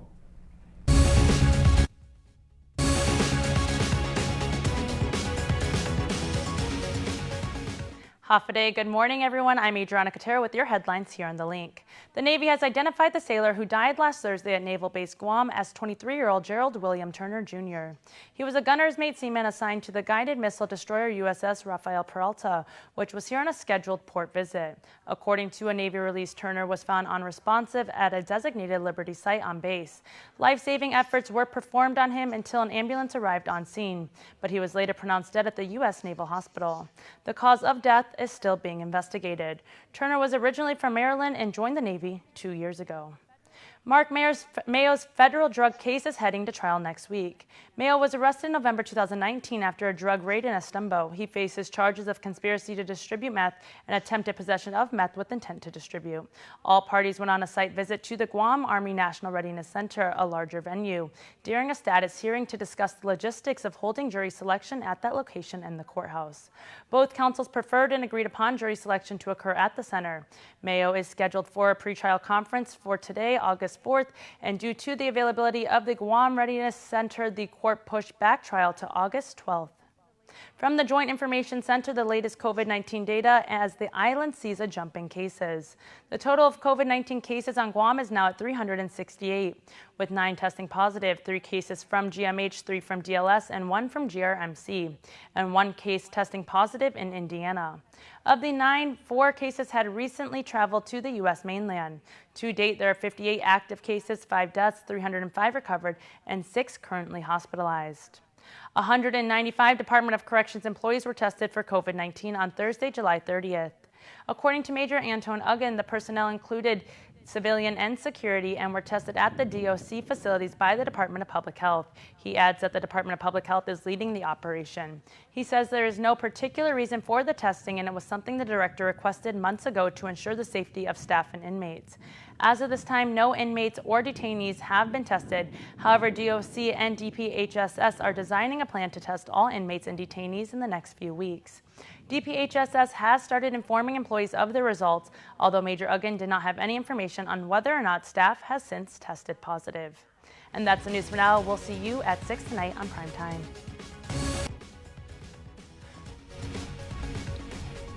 Thanks a lot, Adriana. In national news, President Trump announced Friday that he was exploring a U.S. ban of the popular social media app TikTok, but that ban may now be on hold as Microsoft looks to buy the app from its Chinese parent company. Natalie Brand has more details from the White House. We're looking at TikTok. We may be banning TikTok. CBS News has learned President Trump is now open to a move by U.S. tech giant Microsoft to purchase TikTok from its Chinese-based parent company. Microsoft CEO Satya Nadella spoke with the president this weekend, and the company put out a statement saying it will move ahead with its bid to purchase TikTok and hopes to complete discussions by September 15th.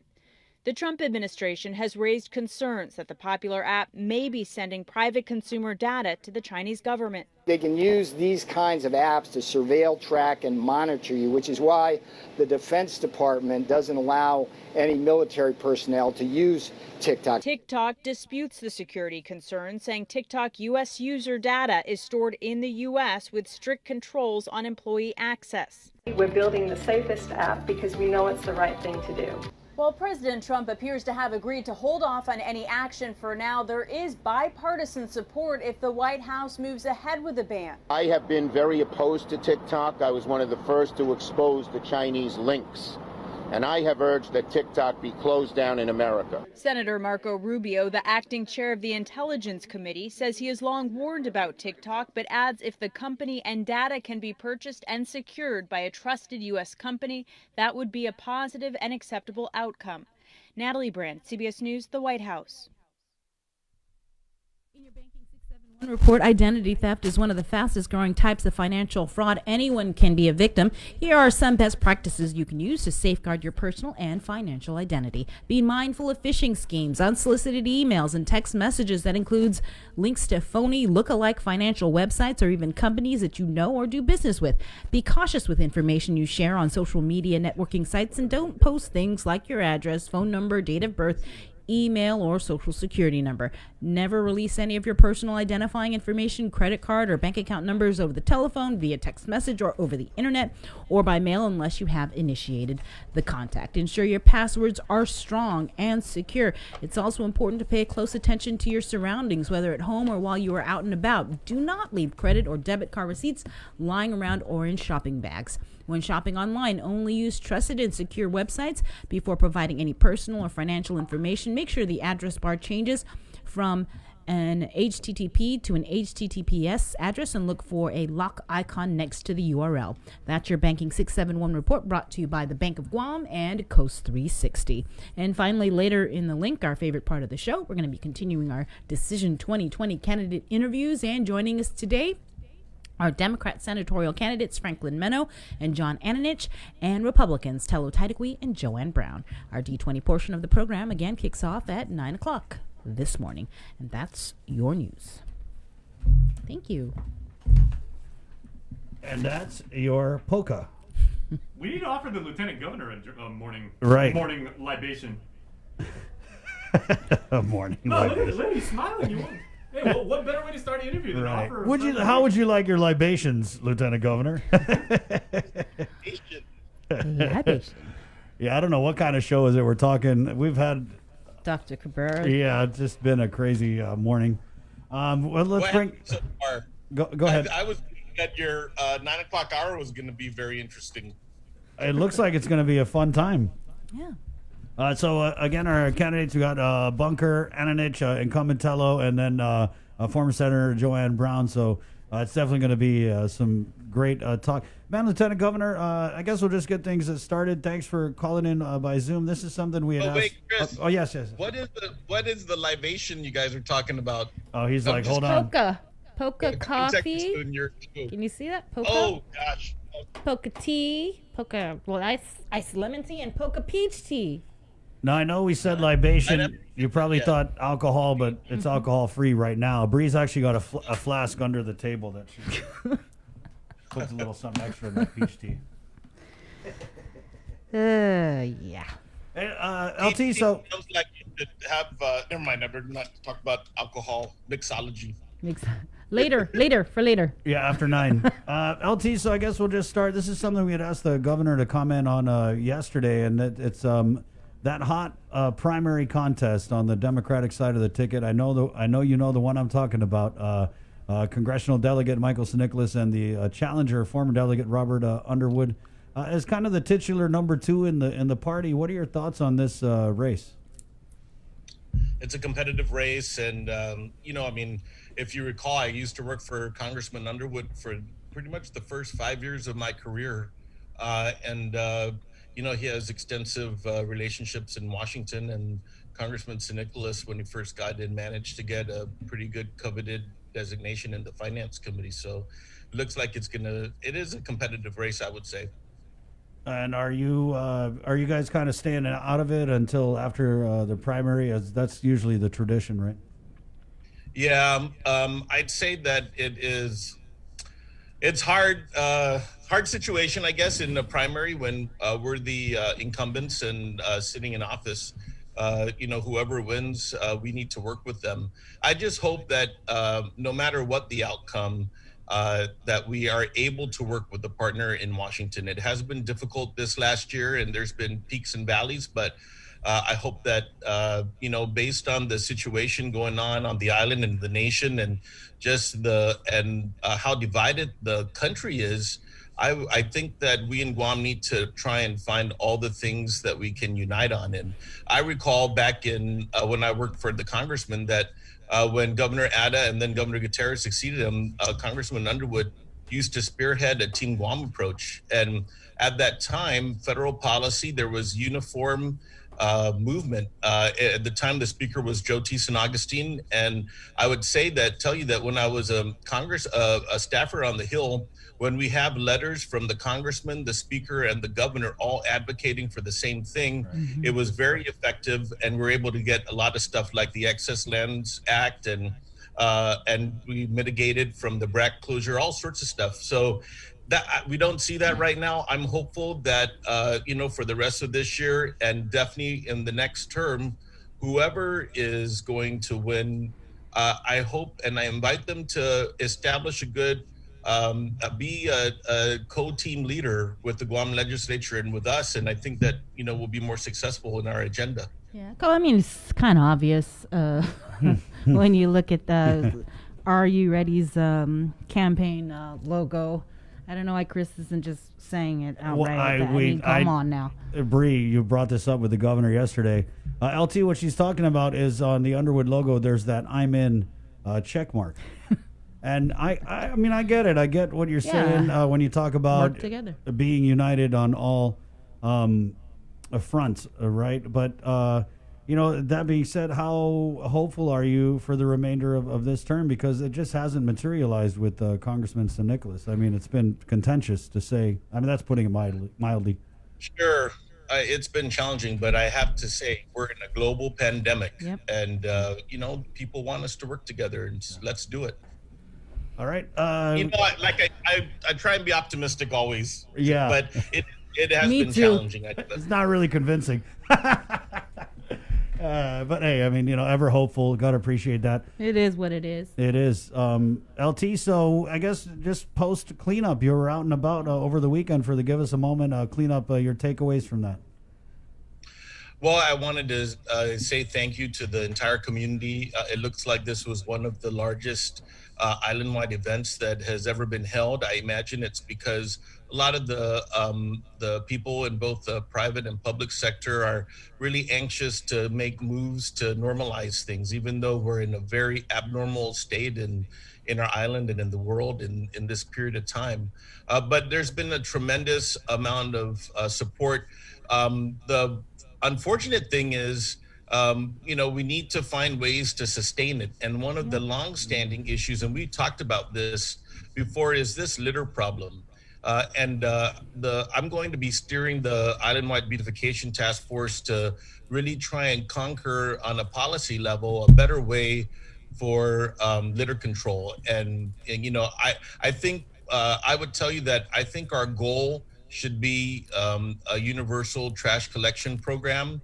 Getting there is going to be a challenge because it's an additional mandatory cost on everybody at a time when there's thousands of people unemployed. But I think maybe we can take a look at some pilot programs and try and push, and then also get the children armed and ready to help us with this battle. We talked before, right, that when you ask kids in school what's the one law they can talk about or they remember, it's about seatbelts, and it's the Click It or Ticket campaign. Right. And I'm hopeful that we can draw on some of the creative folks to try and develop a good campaigin to get our kids. I got one. What is it? You dump. No, you dump. We jump. You dump. We jump you. That's it. Yep. That's very public school. That's very all right. Let's put that in the. I don't know.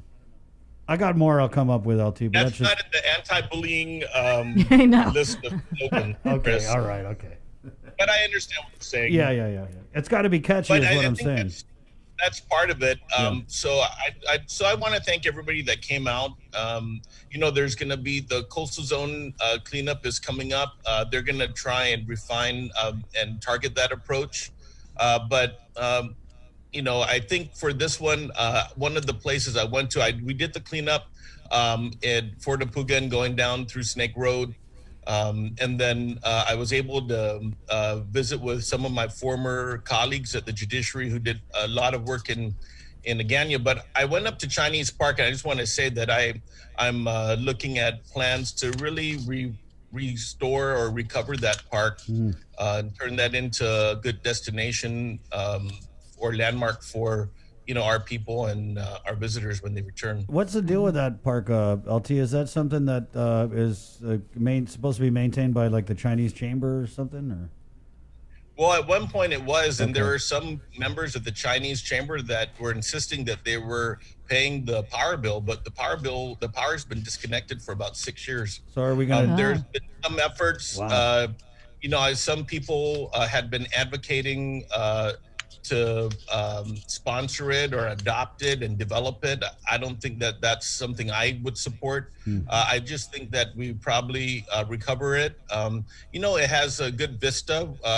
Right. I've been doing some research on the land to try and get a pedestrian access closer to that intersection at JFK, but I think we pump in some money there. The bathrooms are getting repaired there right now, but I think I'm working with some planners, and if anybody has some ideas or some suggestions, or send them to me. We should come up with a good plan. Do we have an adopt a park program? I mean, there is, but I think periodically people come up, they start good, but it's the sustained effort that is a challenge. But some of them have been excellent. I'll give you an example.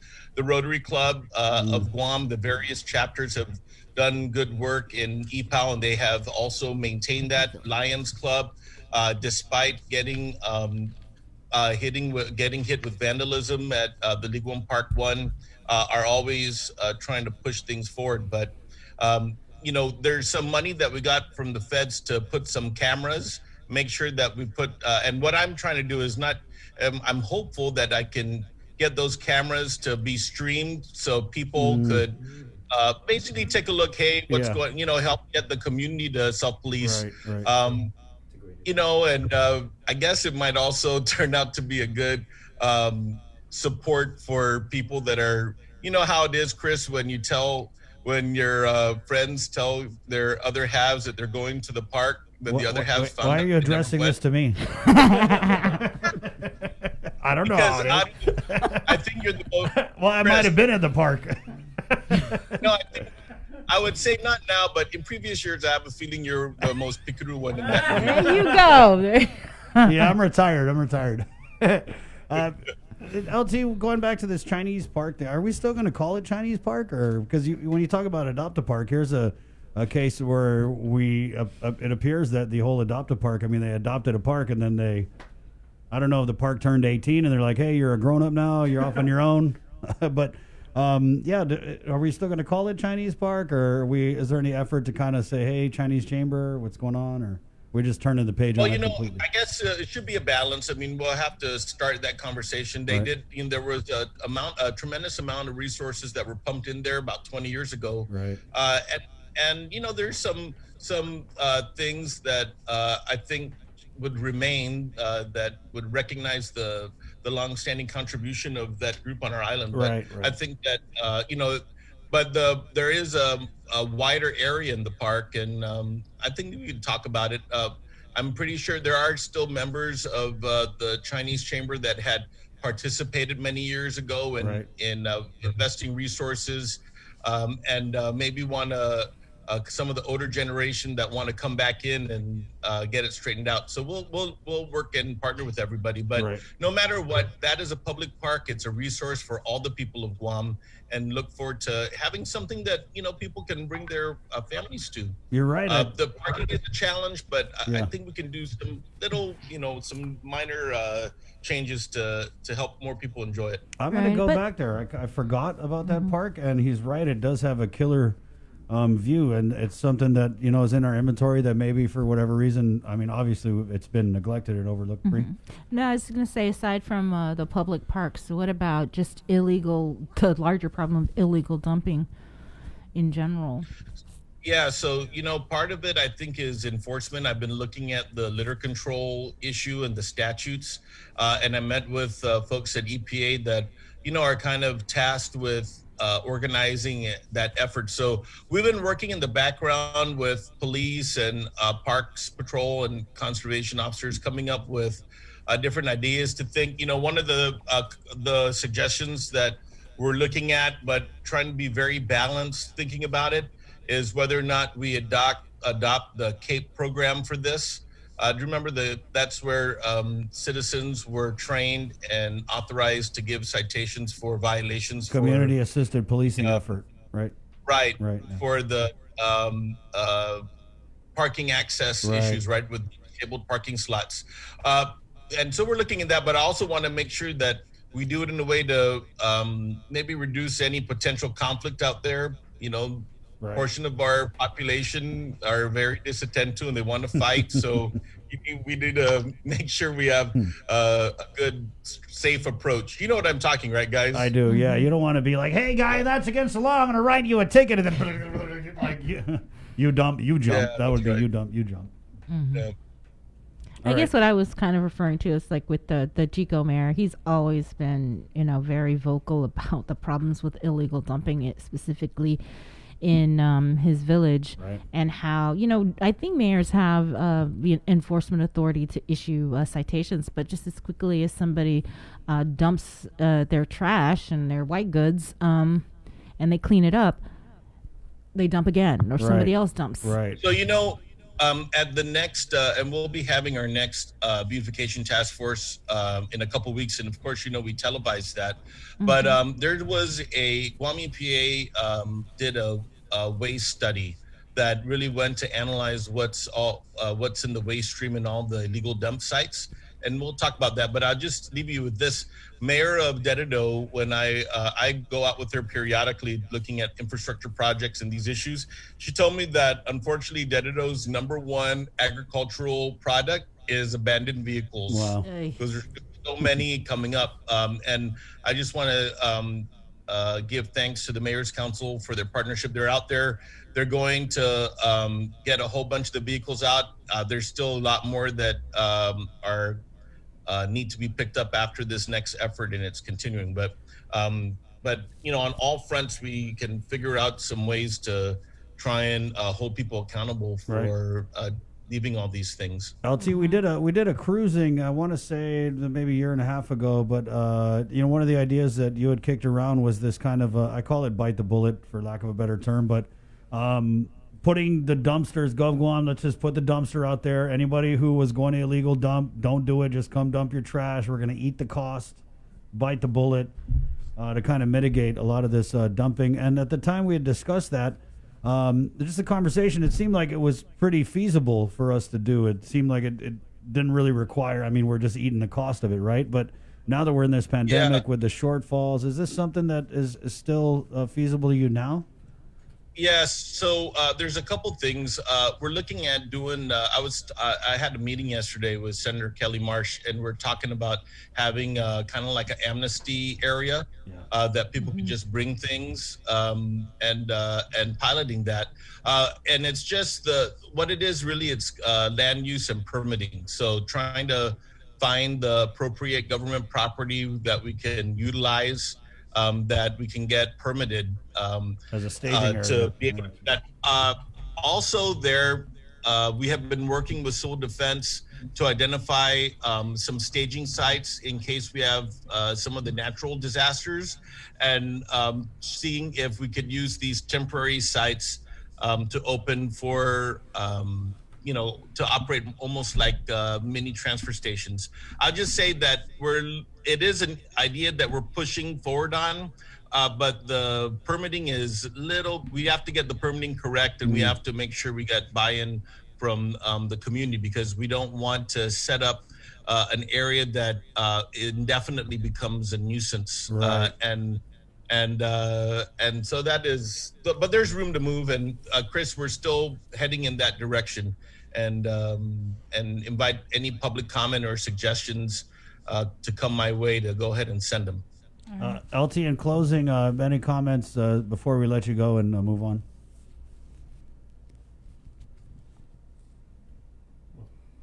LT, any comments in closing before we let you go and move on? No, thanks for giving me the opportunity to come out and talk to everybody. There's still a lot of work to be done, but I guess the most important thing I'd say is continue to practice wear those masks and practice the sanitation. We're seeing increases, especially coming in from off island into the quarantine. So if we want to hold on to everything that we have so far and continue to make progress, we just have to continue to recognize we have the virus is on Guam. And although we've done great with our numbers, we know now that there's a big uptake everywhere around us. And all the people that are in quarantine or choosing to travel, I just say, maybe reconsider, delay your travel plans. But if not, just understand that we're trying to keep everybody safe. And it's not the best situation, but that has to be the priority for us, is keep everybody safe here on the island so we can try to make progress and try to be as normal as possible in this global pandemic. Hey, LT, this is Jason real quick. Before we do let you go, I've had the good fortune to actually interview you, and I see you're in your office right now because, of course, now we got you on a live video feed, and you've got an amazing workspace. Now, I'm interacting with a couple people on Twitter. Yes, thank you. And they were saying, can you ask the Lieutenant Governor about that amazing piece of art? I've seen that in person. That's why I brought it up, and it is stunning. So can you describe that for the constituency on Twitter? So the artist here is our local artist named Frank Perez. Frank Castro Perez. So he actually, I think that it's in the genetics come from the Castro family, because he's first cousins with Ron and Rick. And Frank Perez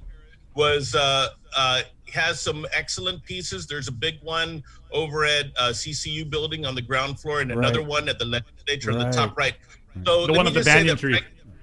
That's right. Yeah, Frank Perez was my coworker at the court. He retired last September, and he wanted to display his first piece of art in my chamber post-retirement. And so this is 5 Legends of Guam. Wow. And that's the southern part, that's the northern part.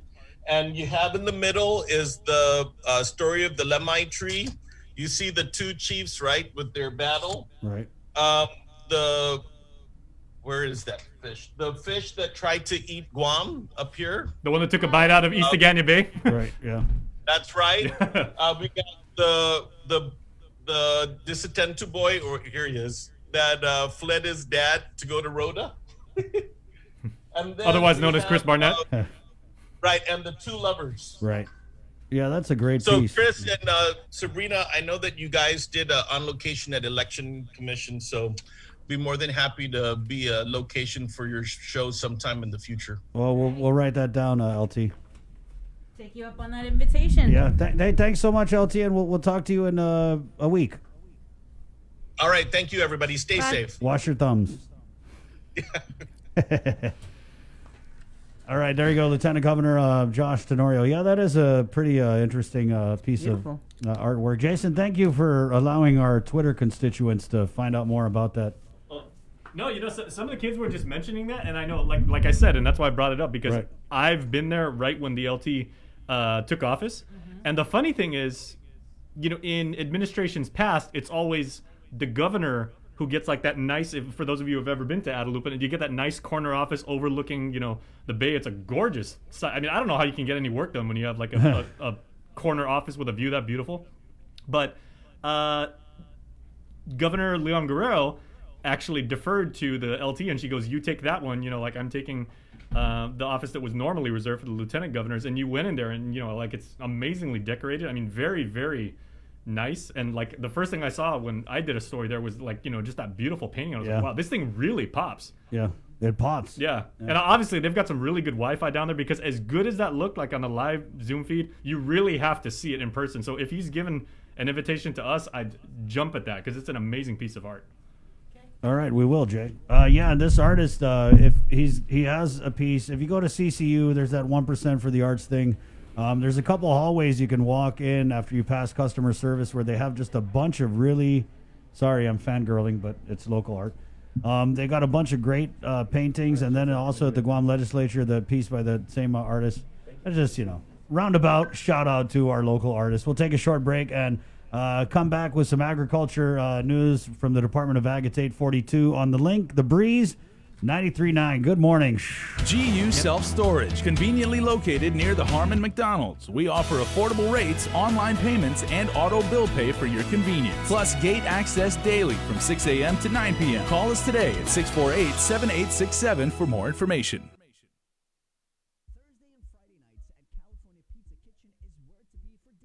We got your 6. At 6 a.m. with The Link on Breeze 93.9 FM.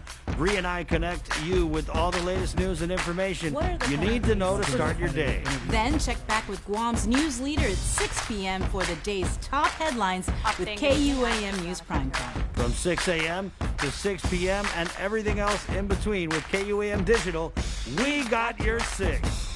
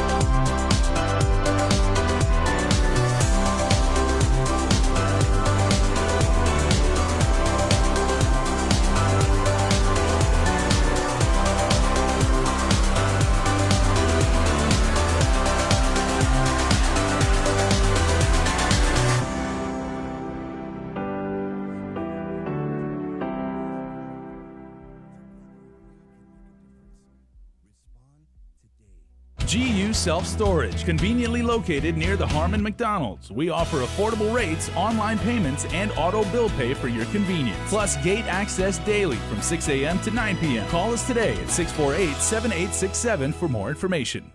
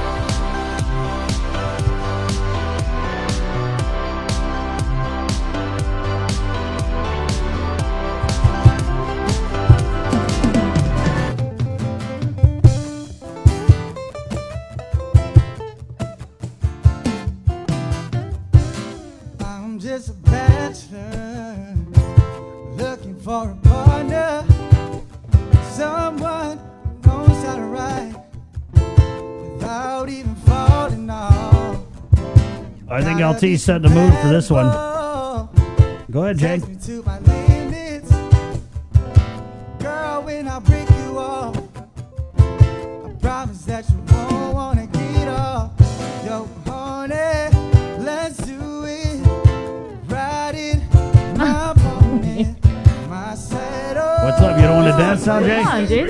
Come on, Jay. I'm not going to even attempt to dance. You just got to You do the were pony. just dancing. Do you The guys pony. remember okay, now, on a radio format now, we play the best Are you of going to do the pony or not? 70s, 80s, and 90s. I cannot. You cannot. It's you just. Genuine was like 120 pounds dripping wet. yeah. 849. Okay. Our Hey. next guest maybe be able to comment on Right. Genuine. That's a mixed plate there. Classic cut from Live Local Fridays. Pony from Genuine. Probably one of the jams you can catch on the Breeze 93.9. Your go-to jam is on the way at 8:49. We'll close out our 8 o'clock hour with the Department of Agriculture Director, Chelsea Munya-Brett. Good morning, Chelsea. Hi, Chelsea. Good morning. First of all, Sorry, I apologize. Still stuck on Genuine. I know, right? I was like, man, this took me back, LT. You didn't even want to know what I was doing when this song was out. Let's just say I was in the rodeo. Oh, boy. Anyway, yeah, turning the page real quick. Chelsea, we'll just first start with this. There was this thing that came out about seeds from China, right? And this was a local advisory I saw where something about people are getting these seeds in the mail. And just take it from there, Chelsea. What can you tell us about that?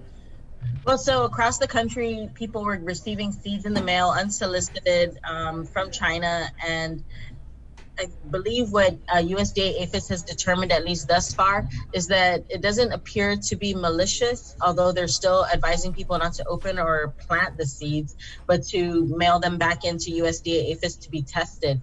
And what they found so far is that they seem to be regular seeds, and I believe they call it like spurring, or it's kind of like mail spam. They're sending out the seeds to get people interested so that they can start buying seeds from those companies. We sent out the advisory on Friday to all media so that people on island would be aware of the situation as well. And then over the weekend, one of our biosecurity personnel, actually our invasive species coordinator, found a post online at Guam Plants and Seeds where someone had received one of these packets. Oh, wow. So we are advising them, do not open the seeds, certainly do not plant them. Put them in a Ziploc bag and then in an envelope and mail them to the Department of Agriculture Biosecurity Division. And our entomologist and invasive species coordinator will take a look at the seeds. Have you guys received them yet? I don't recall. No, they haven't said if they received the seeds yet, but our invasive species coordinator probably contacted that person online since they're in the same Facebook group. Right. Chelsea, I don't know, just devil's advocate here, but when we're getting these seeds in the mail and telling people whatever you do, for the love of God, don't stick those seeds in the ground. I don't know. That's going to make me want to stick the seeds in the ground. It is. I'm sorry. That's because you're peekaroo. So you're that guy. No, because it's I don't know. It just seems low risk, like whatever is going to grow. But again, if you could, what's the danger in that? Other than we just don't know. Let's think about the coconut rhinoceros beetle or the little fire ant or the chains of love, which are like the bane of everybody's existence, I think. When you drive around and see plants that are overtaking our local flora, like the chains of love that overgrow all of our trees, they can cover a lemai tree and they can kill tongue-and-tongue trees, which is like, I mean, even humans can't do that. That's love, Chelsea. That's love. The love that kills. That's the Chamorro's favorite kind right there. I'm interested to see what exactly these seeds are. Yeah. How long has it been going around in the States? It just started last week from all of the media that I saw and the advisories that we received. So it was going around kind of quickly, and we already received one on Guam. Right. I mean, that's the assumption because she didn't buy any seeds and receive them in the mail.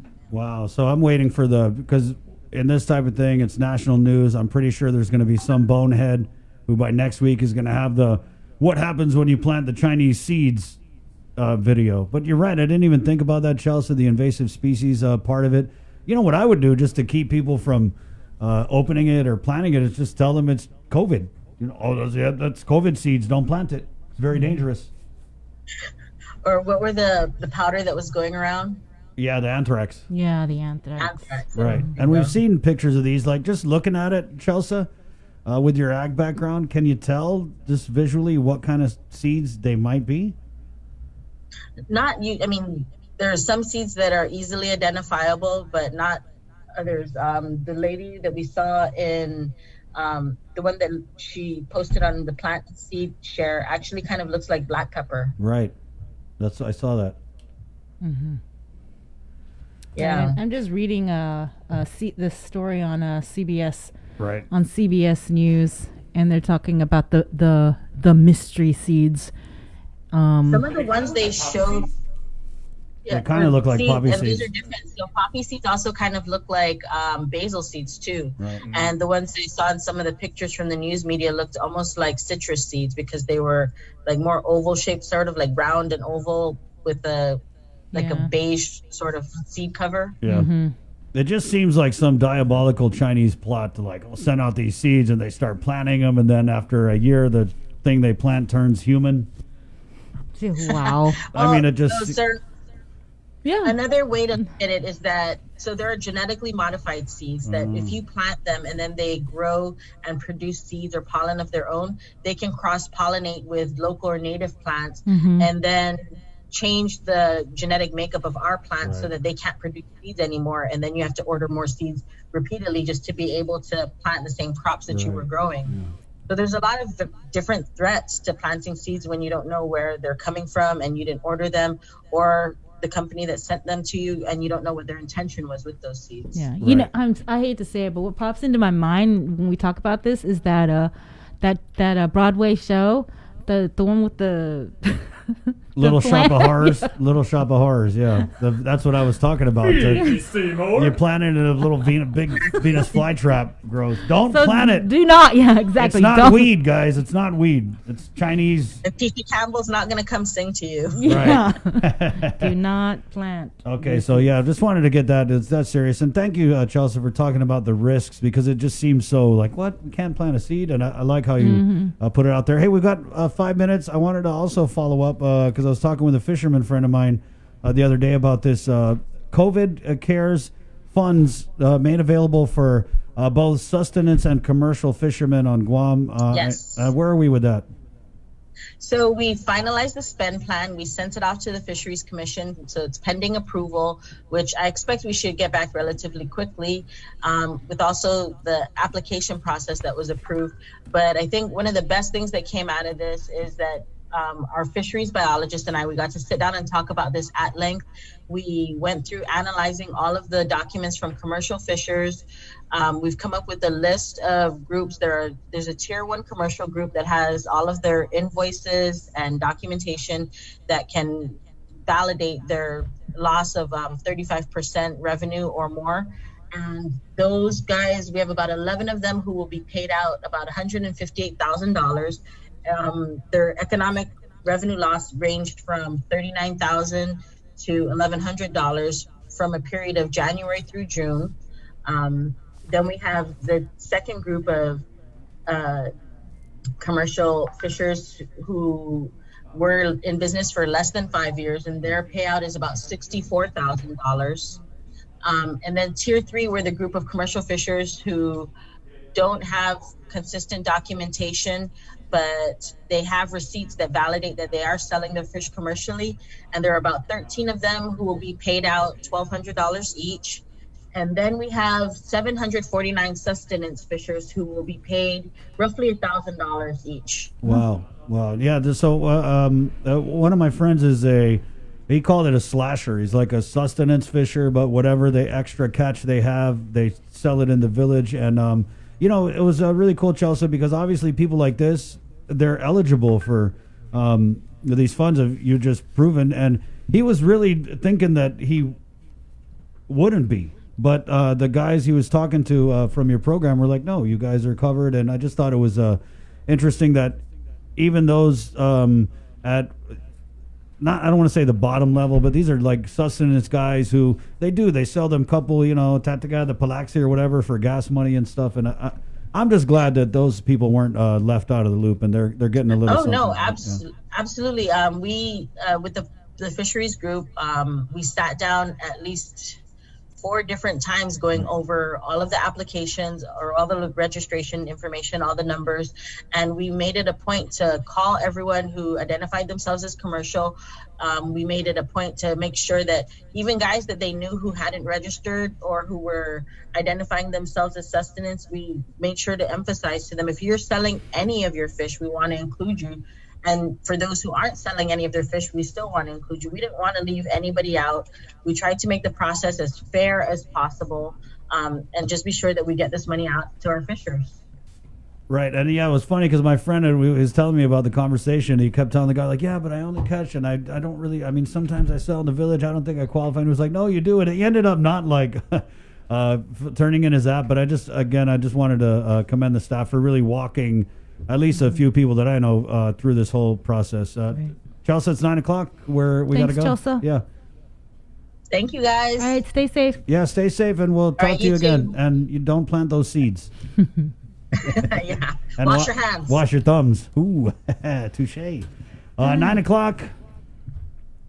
Every time you say that, I can't get, Dr. Cabrera's thumb. Yeah, my bad. So in case you missed it, we've got a lot of in case you missed it this morning. Dr. Cabrera had given additional medical advice on how to wash your hands. And this is stupid. I've been washing my hands all my life. He was like, don't forget your thumbs. Mm-hmm. Your thumbs are lonely for your touch. What? Yeah, and I was like, well, give us an example. This is where Pikaroo Chris comes out. How do you wash your thumbs? And he was like, oh, yeah, you just go like that. And it was a Zoom, so all we had was Dr. Cabrera going like that, and he had just, anyway, go back after we end the show and just watch Dr. Cabrera's, let's just say he's always got some interesting analogies. Okay. You have always been a wordsmith, Chris. I never thought in the entirety of my career when somebody said, whether you're a medical professional, a journalist, a concerned citizen, whatever like that, I've heard people say, don't neglect your thumb. Make sure to wash your thumb. I never thought I would hear someone describe it as your thumbs are lonely for your touch. That's. I'm just putting it in a way where you're going to be Namaste for your thumbs. They are. Your thumbs. Oh, yes, we got them. Okay, Yeah. so let's get this. Moving on. Yeah, moving on. It's 9:01. Hey. Dude, you got to put a barrier up there to keep Jason from coming. We do. We have one of the Yeah. Plastic ones. What is the The plexiglass? The plexiglass. He's like yeah. cartwheeling over it just to come say stuff. All right, so it is, we'll stretch just a tad. KUAM News, Decision 20. Just to run through the programming that we're doing for you guys during this primary election. Oh, by the way, talking election, my friend Maria Pangolina from the Guam Election Commission sent me this message this morning. Have your listeners call 477-9791 to make an appointment to vote. They actually have same-day appointments available. So, when we did the interview, they were talking about how stuff had filled up pretty fast, but now she says they do have some same-day appointments at the GEC. So if you want to knock out the voting, 477-9791. Okay, Tuesdays, Wednesdays, Thursdays, it's candidate interviews here on KUAM News' Decision 20, where we're starting off with the senatorial, and then we'll make our way to the mayors, the vice mayors, the congressional, public auditor, and then on Fridays we do the after party, and that's just where we get a bunch of people to come in and talk about current events, the election issues, and the candidate interviews. So that's our programming for D2020. That being said, let's welcome to the Zoom feed Franklin Bunker Meno, Democrat candidate for senator. Good morning. Morning, Chris. Morning, Sabrina. Good morning. And you are zooming us. I cannot see you guys. Well, you're not missing much on my end, Prim. But you're zooming. You're zooming from. You're zooming from Malolo, no? Yes, sir. Right in front of my house. Right on. And so thanks a lot. Let's go ahead and just ask you the first question. Being a Southern man, what do you think are some of one of the big issues facing the South as we head into this primary election? I didn't hear the first part of the question. Yeah. So, what do you think are some of the biggest issues facing Southern residents, right? Because we get that a lot in the South where like, oh, they forgot about us or, oh, they don't know. So just being a product of the South, what do you think are the important issues facing the South? Well, before COVID started, as I was circulating my petition and hoping to gain support with the people I met, consistent complaint is jobs for the youth right out of high school. How come they're not? Those were the most consistent. They should get the South in there so we can help the South get better jobs and get better education and things like that. That's what I was hearing. And Okay, so from what you're hearing and what you plan on doing then, if elected, can you share with us your platform or at least your top 3 priorities? You'll need to unmute your microphone. Unmute. Yeah. I don't know There you if that by itself. One of the ideas I had as far as getting the youth employed straight out of high school when they graduate is programs like apprentice programs. Perhaps maybe even 2 years college paid in full, things like that, to help them get into the job market provided with proper training, instead of just graduating, get a diploma, and then have to figure out where they're going to go from there if they don't already have plans and aspirations to going to college. They end up getting a minimum wage job or leave the island to look for better jobs. So right out of high school, I was a product of that. I didn't get any apprentice programs offered, and I don't know to date if that's available for high school kids, but I think it's something we should implement in the policies, that high school kids can have apprentice program options and college tuition paid if they graduate in those fields. Could we also... Hello? Go ahead. I'll just let you go ahead and ask the next question. Okay. So we know that you ran last election, right? What is different about this bid for senator? And how were you able to? Yeah, how were you able to kind of change up, or did you change up some of the issues that you were campaigning on in your last try? More of the same of the last time when I campaigned. I was just as broke then as I am now, and I don't come from a wealthy background or wealthy support in that matter of campaigning. So now COVID came unexpected, and my plans that I had for this time was to go out to the community centers and meet with the youth who are old enough to vote and advocate for them to vote, because whatever choices us senators or whoever makes it in this election, when it's all said and done, whatever choices they make and bills they propose or pass, I hope that it would work for the kids' future and not so much our time now. What we do now, today, and the choices we make today will affect your future. So I wanted to go out into the communities, the basketball court, wherever they hang out and congregate, and just meet them in a group. Try to make them understand why they need to go. That was my plan. And then COVID hits, and now we cannot be around in a gathering and have social distancing. So that changed the game. Frank, for people who I had to stay home. Right. And for people who I'm aren't sick. I'm diabetic. Sorry. for people who aren't familiar or don't recall your last bid for public office in 2018, if you could just tell us a little bit about your background and your experiences that you plan to bring to the table, or that you will bring to the table. Well, in 2018, cannabis wasn't legal yet, and that was basically part of my drive was to help legalize cannabis, and Clint Gurgel took care of that. But almost a year later, that's still nothing going on there. But this time the demographics change. You know, we got COVID-19. People are scared. Yeah. This administration sat on her butt and didn't do anything for a little while, and a lot of people were angry. And I am fed up of the complaints even before COVID, and now with COVID.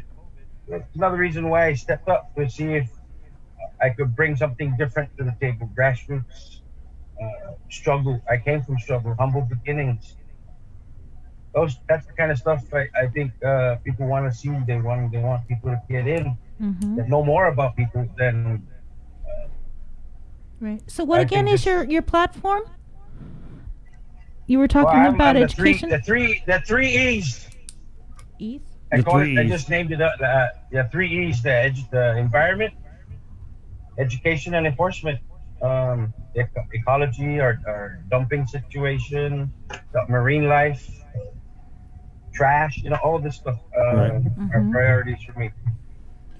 Hey, so obviously being a new candidate, right? There's a lot of people who are disgruntled with the incumbents for just a bunch of different reasons. As a new candidate, what do you think you're bringing that maybe some people who have been career politicians or who have been in there too long are not bringing? As far as career politicians, this election, this is the most trying time for people. A lot of struggle. And I refuse to be go negative with anybody. Really, if I think about it, I don't want to talk bad about the administration because I make it in. I need to be able to work with her. And as far as the talking bad part, I think that's too late for me. But I get in. It's about teamwork, right? So you got to work with whoever's in there and try and change hearts and minds and have them see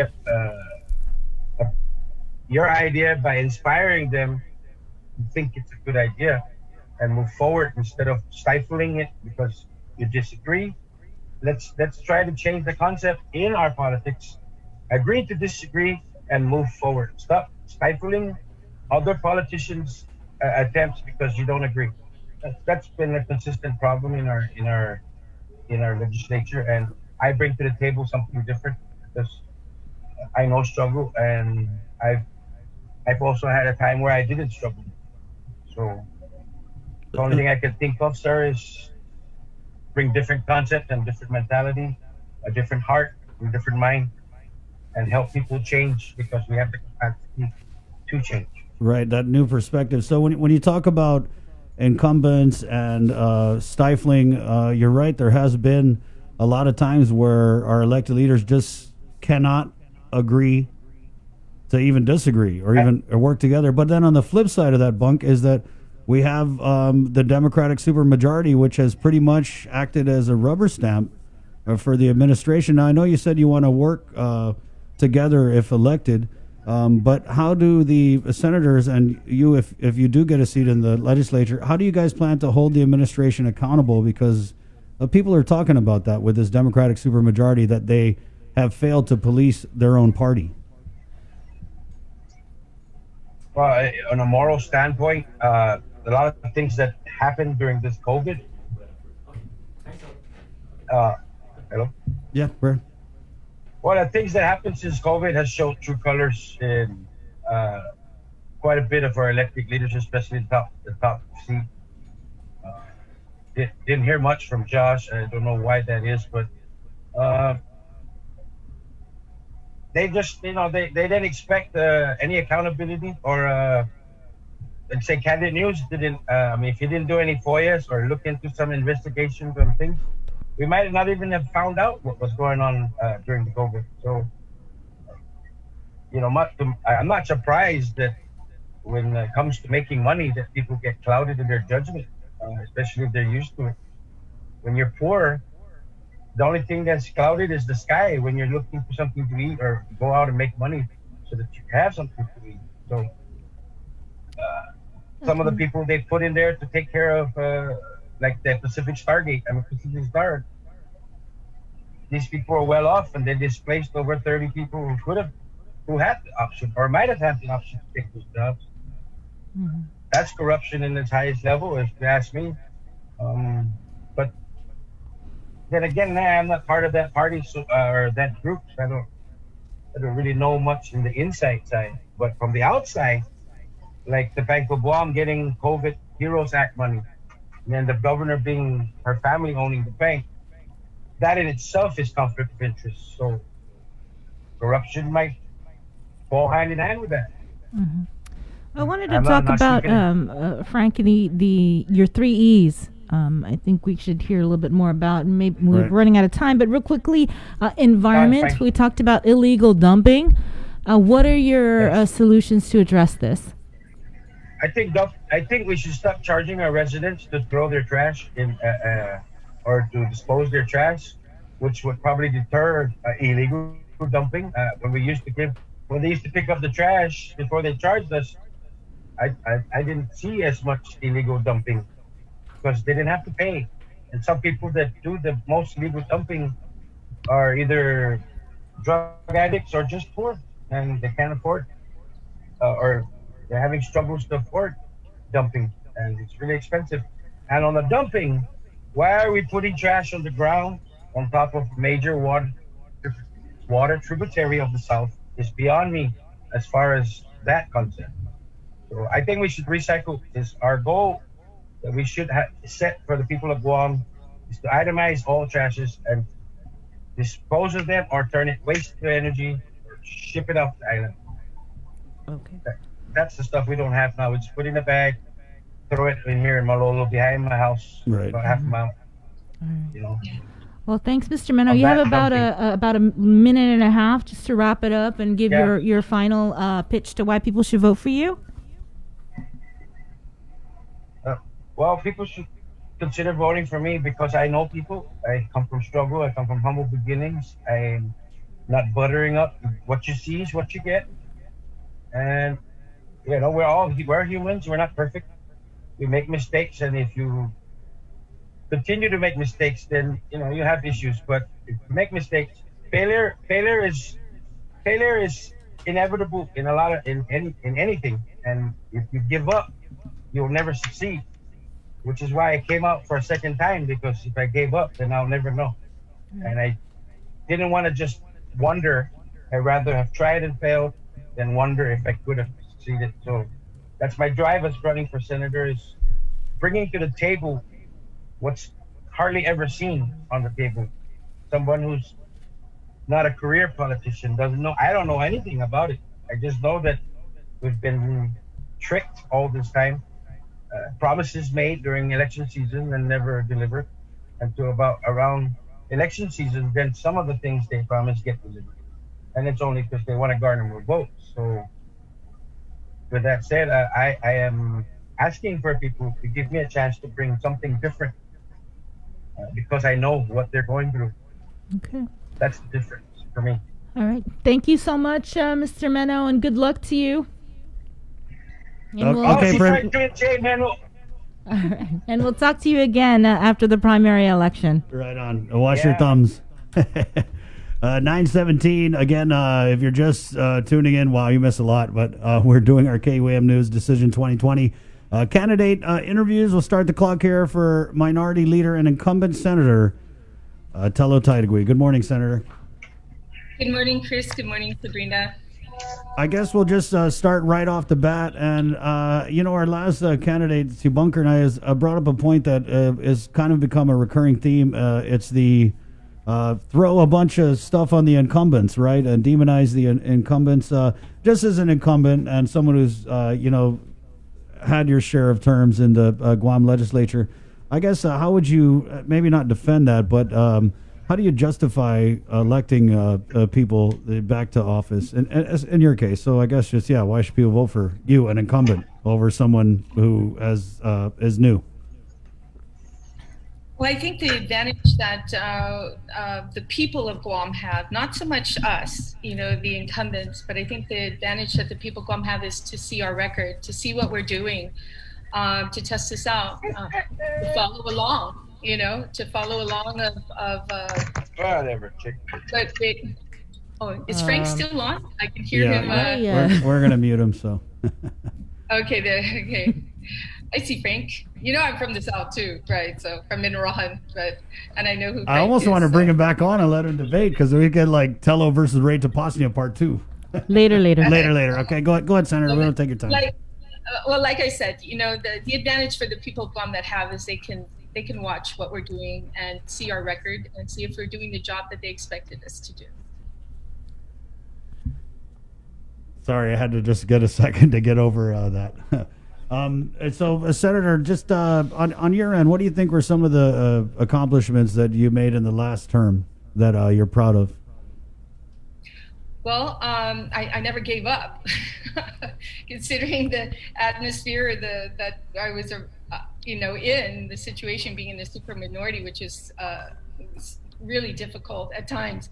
But I was able to introduce 31 bills and pass 11 of them. So I accomplished that, and it's basically just not giving up. Some of the bills that I was really proud of that took me a while was to create the task force to build the new hospital. And if you remember, I introduced that bill on the onset as soon as it was bill number 5. Mm-hmm. And it created a task force to look at rebuilding the hospital. There are so many things that we need to do before that in order to, ensure the responsibility of making sure we can build one in the first place, how we're going to build it, where we're going to build it, how many rooms do we need now that we have another hospital. There's so many aspects into it, where we're going to get the bond funding, things like that. So right now I'm just kind of disappointed because this task force, the bill passed, and it still has not been implemented with the speaker or Gita to put this task force together. So I want to see this through. I'm not going to give up. One thing about me, I don't like not following through with things. I'm notorious for calling until it's done and until the project is finished. So there's a lot of projects that I've started and I want to complete.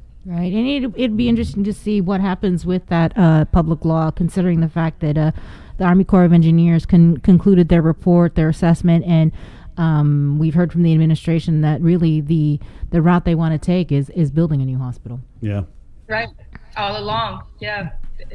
It was needed all along. Yeah. Senator, what do you think has been the key to your success? So as a minority, we've heard from other senators in the minority who their whole thing is that I can't get a bill passed.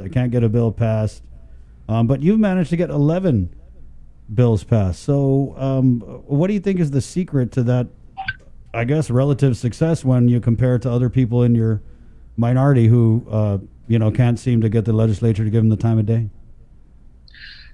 Well, I'm lucky to get bills passed at the very beginning on the onset. So maybe it's because you needed to start at the beginning, But I think that the bills that I introduced, everything from educational bills to health bills to being fiscally responsible, public safety bills, that if you do introduce a bill, then you need something to back it up. For instance, the cameras that I found $200,000. First, you need to do your due diligence and to look for funding. So if you're going to introduce legislation, then you need some funding to back it up. So for instance, the cameras, I found some funding by looking into an account that was never used, that was passed in the last legislature, which the retirement fund had no use for it at that time. I know that Joe San Augustine also saw that money too lingering, so he took some of that piece of the pie. And I was able to get about $200,000, $200,000 and appropriate that to the Guam Police Department to put up additional cameras. So I'm still waiting on that too. The money's there, and we're still waiting for GPD to get those cameras up and running. So I think it's the bills that I introduce. I just make sure that it's not only desperately needed, but it does have the funding source to back it up. The bill that was passed on the hospital that created the task force, I went to Gita to ask them to incorporate the possibility of getting grant money in their the SIDS that they went after, that they provide every year. And they were able to do that. They were able to incorporate the ability to place a new hospital in, and they kind of tied it with tourism, because when tourists come to Guam, they need a place that's safe, and one place that they would that lures them there is knowing that it's not only beautiful beaches, but if I should get into trouble, there's a great hospital, that I can go to as well. So, bills like that introduce accountability, transparency, and it makes sense. Senator, did you? Actually, other bills don't make sense. Right. Don't get me wrong. Yeah. And people can't get them through. But I think it just takes a lot of push and never giving up. Senator, do you need to do your spray thing? Because I noticed you keep having that cough. So if you do, I'd give you a chance to do that. Are you good? I'm okay. It's just I've had a kind of a runny nose, and it's just allergies popping up. That's okay. Today's I'm just checking. issue. Senator, if we could, I wanted to kind of discuss the tone, right? I mean, we have seen in this legislature, and you couldn't say catfight. You couldn't say catfight because the legislature or whatever, but God, the tone has been, and I understand it, I get it, you guys are passionate, but a lot of it has also been just pettiness, muting microphones, talking over people. Just give me your take on that, because the people, it's kind of a double-edged sword, because they see that and they're like, God, I want our leaders to work together, but at the same time, you guys are going to disagree if just fundamentally you're opposed on the things that you're trying to do. So if you could just speak to the tone and the decorum and the lack of it that we've seen in this legislature. Well, I'm not one to turn a blind eye. If something is not going right, or there's some unfairness, that's probably my downfall. I tend to try and help the one that's, they say those individuals who are afraid to speak up are not be able to back themselves up. What is it? The underdog. And sometimes people reach out to me to fight their fights, and I've got to learn to wait. You need to first fight your own fight, and then I'll be happy to stand beside you and support you and provide any kind of help that you need to move forward. But sometimes in the legislature, you get individuals who just don't have that respect or decorum. And if you continue to allow that person to act that way and not say anything, they're going to continue to do it. It's like the bully in the playground. Right. They stand in your face every single day. You do nothing about it. They will continue to kick the sand in your face until you stand up to them and say something. And you, Sabrina and Chris, you know me. I stand up for where I think it's right. I'm not just doing it to be a mean or anything like that. I wish I didn't have to. But sometimes you can't turn a blind eye. You need to speak up and say something about it. And I think the people of Guam expect you to do that. Everybody had the opportunity during COVID to watch session and to see what goes on there. And I was really happy about that, because sometimes we just get those who are speaking up for and advocating for those who are being mistreated, or there's being some kind of favoritism in there. They see it themselves. And right. I'm really glad that they had the opportunity to watch during COVID. That was crazy, the amount of people who tuned in to watch that session. And I really thought that everyone was going to be on their total best behavior, but that wasn't even the case. I was just like, see, these are you guys' senators. See, look at your senators. Well, there definitely needs communication, whether it's to argue a point or whether not to argue a point. But communication is key. And unfortunately, when you have that communication, there's people who tend to disagree with you and want to force it down your throat. Right. But there's also a way of doing it to try to show them that this way could be better, and these are the reasons why. So that's what we try to do in the legislature. Right. But sometimes it gets out of hand, Right. Not everybody's perfect. Looking forward to your next term, if elected, Senator, and we'll get this and then we'll move to your closing remarks. If elected, what are some of the things that you plan on working on in the next Guam legislature? Well, continue with that hospital. I've been advocating that from day one. I think our public health is so important, and so I'd like to continue on with the hospital and moving forward. Also, the used oil task force that has been implemented, things have been kind of put on hold. We had a whole, probably about 6 months now, or 4 months of not being able to move forward with some projects that are in the making or that has already started, but then COVID has stopped us. So there's a lot more that I'd like to finish doing. But most importantly, I think it's transparency and accountability, and continue to move that forward, not giving up on that, and demanding for it. So economic growth. I have a fiber optic cable bill that's out there that has not been on the session floor. It's had a public hearing. That's very big. You're looking at fiber optic cables coming in through Guam. We are probably the second in the Pacific that has the most fiber optic cables, and there's an opportunity for us economy-wise, and I'd like to see those through. So there's quite a bit of bills. Like I said, I've introduced 31, and I'd like to see a lot. And only 11 is passed, so I'd like to see those others get through. And if they don't in this legislature, then I'm hoping that if by the blessings of the people that they elect me, then I will continue to push for those bills. All right. Well, thank you, Senator. You got about a minute and a half just to wrap things up. Your final comments. Well, first and foremost, I humbly ask the people of Guam for their vote of confidence in me.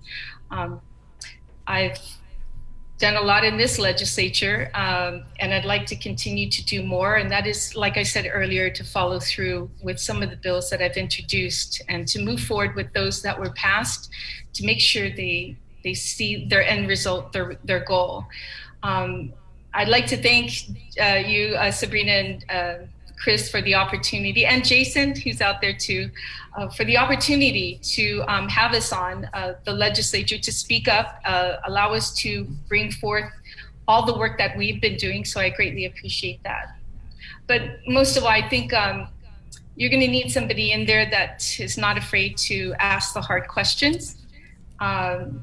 Someone who I think it's moving toward, like I said again, accountability and transparency, but most especially to ensure that our government is run for the people, and I again humbly ask for your vote of confidence. And si Diyos masi. Thank you, Senator. Thanks, Senator. Thank you. Good luck. Wash your thumbs. 9:31. If you're just watching now, it's KUAB News' Decision 2020 candidate interviews. We're doing those Tuesday, Wednesday, Thursday, and then we roll out the after party.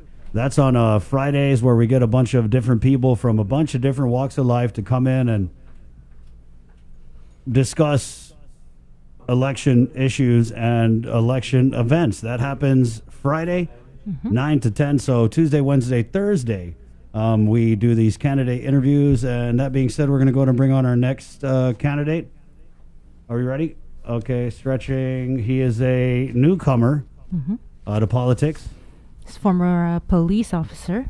Also a veteran who was tapped by Congressman Michael St. Nicholas to head up the Congressional Veterans Advisory Council. And he's also a local businessman. Yes. He's John Ananich. Right. Is he there? Let's put him on. We'll go ahead and put him on here. John, are you there? Yes, I'm here. I'm trying to figure this out. Can you guys hear me? Yeah, we can hear you just fine. I think it's just the video. Unmute your video. Unmute your video. I'm trying to undo that right now. It's saying something like failed to start video. Failed to start video. Let's we'll consult our tech guy. Jay, failed to start video. Yeah, Jay, come on, help me out here, Jay. It's coming. He says it's coming. Okay. Right. All right, maybe, hold on. I see a small icon down here. I'm trying to, maybe if I hit this. We've got his guy. We've got your, yeah, but we're trying to get the video. Can you see me? We don't see. Not yet. Yeah. No, go ahead. I'll work on it. Go ahead. Okay, he's going to work on it. But in the meantime, we're just yeah. going to go ahead and do the interview. All right. So you came out. You got John. We're going to go ahead and start the clock now, and we'll try and figure out the video as we go. So we've seen. Good morning, Chris, and right good on. morning, Sabrina. Good morning. Thank you guys for having me on your show. Of course, and we'll just go ahead and start, John. So we all saw the big signs popping up, everywhere a couple months ago. And, I don't know you personally, but the thing that hit in my head was, who is this John Perez Ugananich, and why does he have such big signs? So I guess, first of all, introduce yourself to the people for those who might not be able to put a name to those signs. Yes. I'm John Perez Ugananich, and I actually am running for senator. But for those who don't know me, I did, I was a police officer for 12 years. I worked in public safety. That's my main background as serving the community. And then now I'm also a combat vet, as you mentioned earlier, Chris. And now I'm a small business owner. Okay. Okay. I guess we'll just start with the law enforcement background, and specifically we'll ask about the ICE epidemic. So it's no secret that we're seeing, just pounds and millions of dollars of crystal methamphetamine coming into our island. That being said, would you support the reinstatement of a Mandania-style multi-agency federal local task force to really crack down on these people who are importing drugs? We've all seen the trials with, there was that big one with Martinez and Henry Alvandia. So I'm just curious to get your 2 cents as a guy who used to pound the pavement with the Guam Police Department. What do we got to do to bust these people who are bringing in the meth and selling it on Guam? No, absolutely. I agree 100% that we need to have a task force. I believe that the Mandania task force was disbanded. Chris, regardless of what you call it, or regardless of what name you give it, Safe Streets Act or whatever you call the task force, we definitely need to have a force that's out there cracking down on people importing drugs and bringing drugs into the community. We definitely need to get that out. We need to get it full force. But also, Chris, what we need to look at is, I believe the biggest issue when they started that in LA, there was a group called Rampart. And what we need to do is not only bring something like that together, but we also need to manage it and make sure that the people involved in the task force, aren't tempted to go corrupt. But 100%, I agree that we definitely need that out there because it's proven to work. The Mandania task force worked. So whatever name we want to call it or whatever name they give it, I think by bringing these public safety entities together, working together to crack down on methamphetamine. And, Chris, it's not only ICE now. We're hearing that there's another drug. There's other drugs coming in, synthetic drugs coming in pill form. So we need to crack down on all of that because that's definitely hurting our community and it's hurting our people. And the vulnerable are the young. The 18.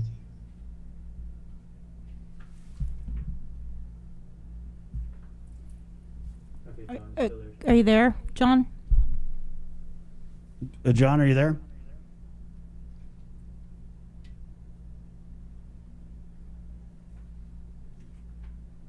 Okay, so John, we might have lost you.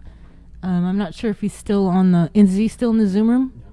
Okay, you are in the Zoom room.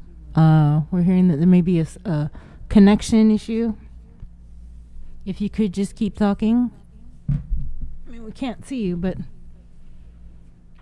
no. So what should you do, Jace? Call back? Okay, John, if you could call back into the Zoom room.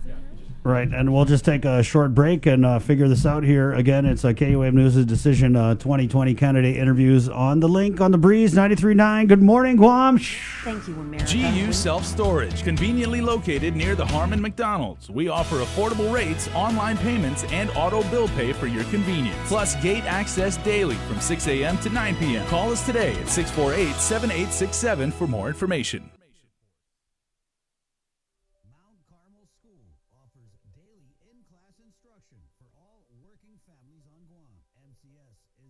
We got your 6 at 6 a.m. with the link on Breeze 93.9 FM. Bree and I connect you with all the latest news and information What are the you need to know to start your day. Then check back with Guam's news leader at 6 p.m. for the day's top headlines with KUAM News Primetime. From 6 a.m. to 6 p.m. and everything else in between with KUAM Digital, we got your 6.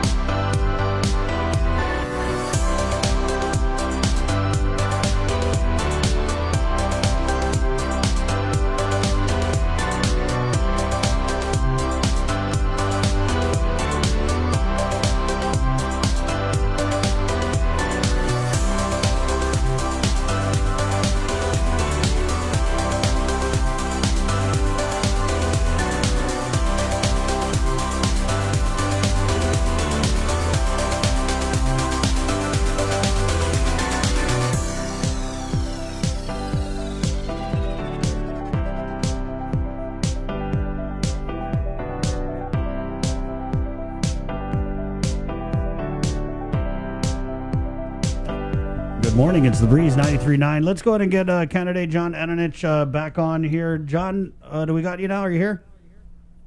All right. Yes. Okay. So now we've got the video. We went through 6 minutes. You've got 9 minutes. Sorry about that. I don't know if it's issues on your end or our end, but you were in the middle of discussing, I want to say, prescription pills, fentanyl, the risk with the youth, I believe. Yes, because I believe the question I was answering was on the Medania Task Force or something similar. Is that correct, Chris? Yes. Yeah. Well, I actually, I'm all for it. I'm 100% for it because, those programs like that, they work. They actually, we get out there, we're out in the community, and we're actually trying to stop this this epidemic, if you will, of drugs coming into Guam. So I'm totally for it, and I think that an effort when you involve other public safety entities such as we go local and federal. It's a great thing, but like I was saying earlier before we got cut off, is that we also need to manage it, Chris, because temptation happens all the time. I mean, everybody gets tempted, and we need to manage it, and we need to rotate the people out through those services, because it was shown in Rampart that if you keep the same people, in the organization, people tend to get tempted, and it causes corruption. So I'm all for it, and I think if we manage it right, it'll be great. But like I was mentioning, it's not only ICE that we need to worry about. There's drugs coming in pill form that actually prey on our youth, and they're making it look like candy. They're making it look look like it's something inviting, and we need to crack down on that as well. Mm-hmm. We need to start keeping up with the criminal minded and making sure we're one step ahead of them. Aside from the island's drug problem and crime, what are your other priorities if elected? God willing, and I get the confidence of the people. public safety mainly, Sabrina, is my platform. It's what I'm running on, is because it's what I know. And I believe that everything's connected. Education and healthcare. It all falls in line. And if we get the people safe again, if we get Guam safe again, I think we'll be able to deal with all the other issues. So basically, my platform is to run on public safety, and just bring stability to public safety and make Guam safe again. Right. John, you talked about corruption and people being tempted when they're just in that atmosphere so long. So what would your comments be with the drug corruption that we saw with the Jotnia mayor and the deputy marshal? There were allegations made against Joey Terlahi, and this is something that still hasn't really played out. But if you follow the court transcripts, it's really alarming how much sway these drug influences have over parts of our government, like the judicial system, which are supposed to remain above reproach. So how would you address specifically that corruption? And then I guess generally, how do we combat that type of corruption in the future? Absolutely, Chris. You're 100% correct. We see it. And I think the way to buckle down on that, Chris, is to have a zero tolerance.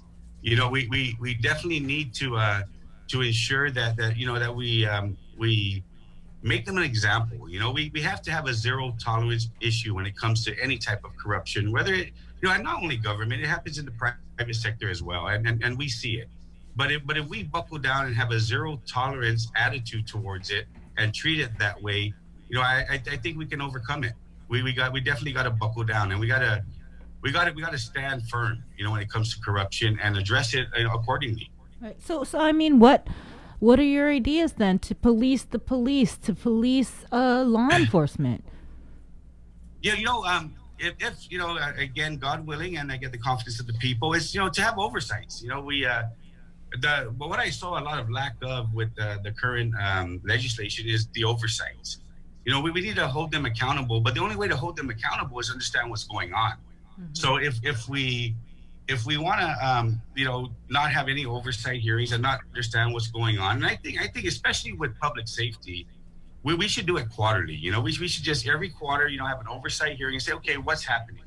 What are the issues? How are we going to buckle down on it and understand? Because the only way to do something about it is to know what's going on. And I think that the lack of oversight hearings that were happening with the legislature is probably part of the problem. Right. John, could you, and I know that you kind of glossed over your service with the Guam Police Department, but could you maybe just give us a little more detail into your tenure with GPD, and also maybe whether or not you believe that the rank and file men and women in blue are supporting your candidacy for senator? I would hope so, Chris, because I was always a boots on the ground kind of guy.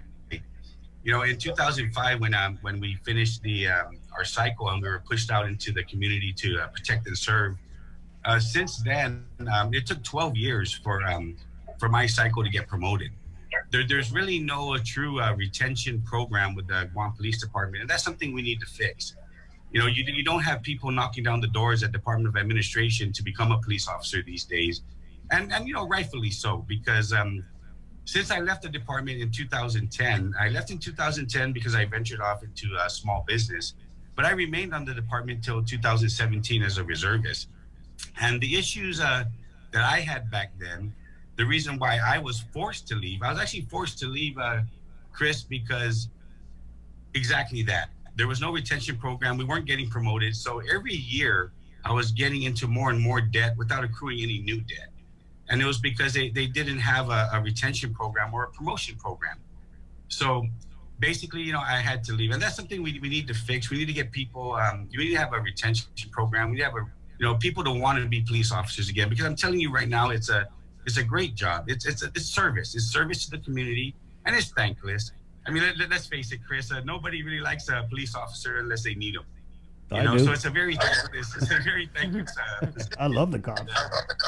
Yeah, exactly. The cops are the enemy until you need them there.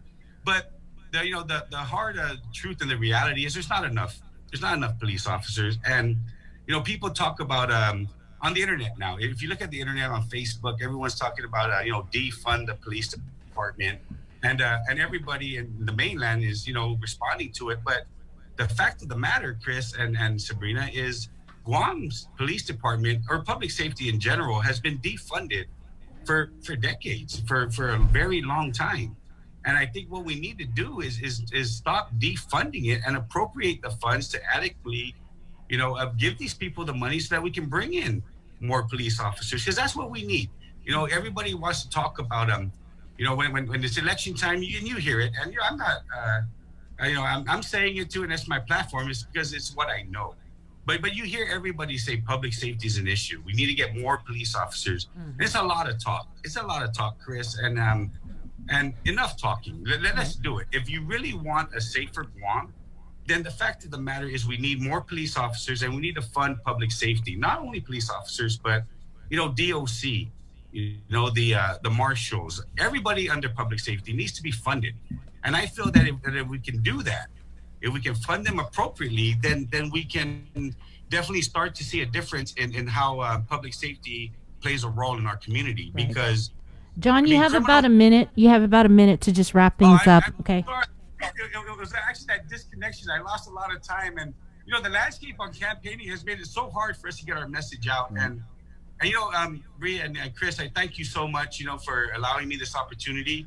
I'm actually using my phone right now I'm holding it here, but I thank you guys so much for allowing me this opportunity to try and get my message out, because with this COVID, you know, this COVID pandemic we're going through right now, it's been very hard for, you know, for new candidates to get the message out. So thank you guys so much for this opportunity.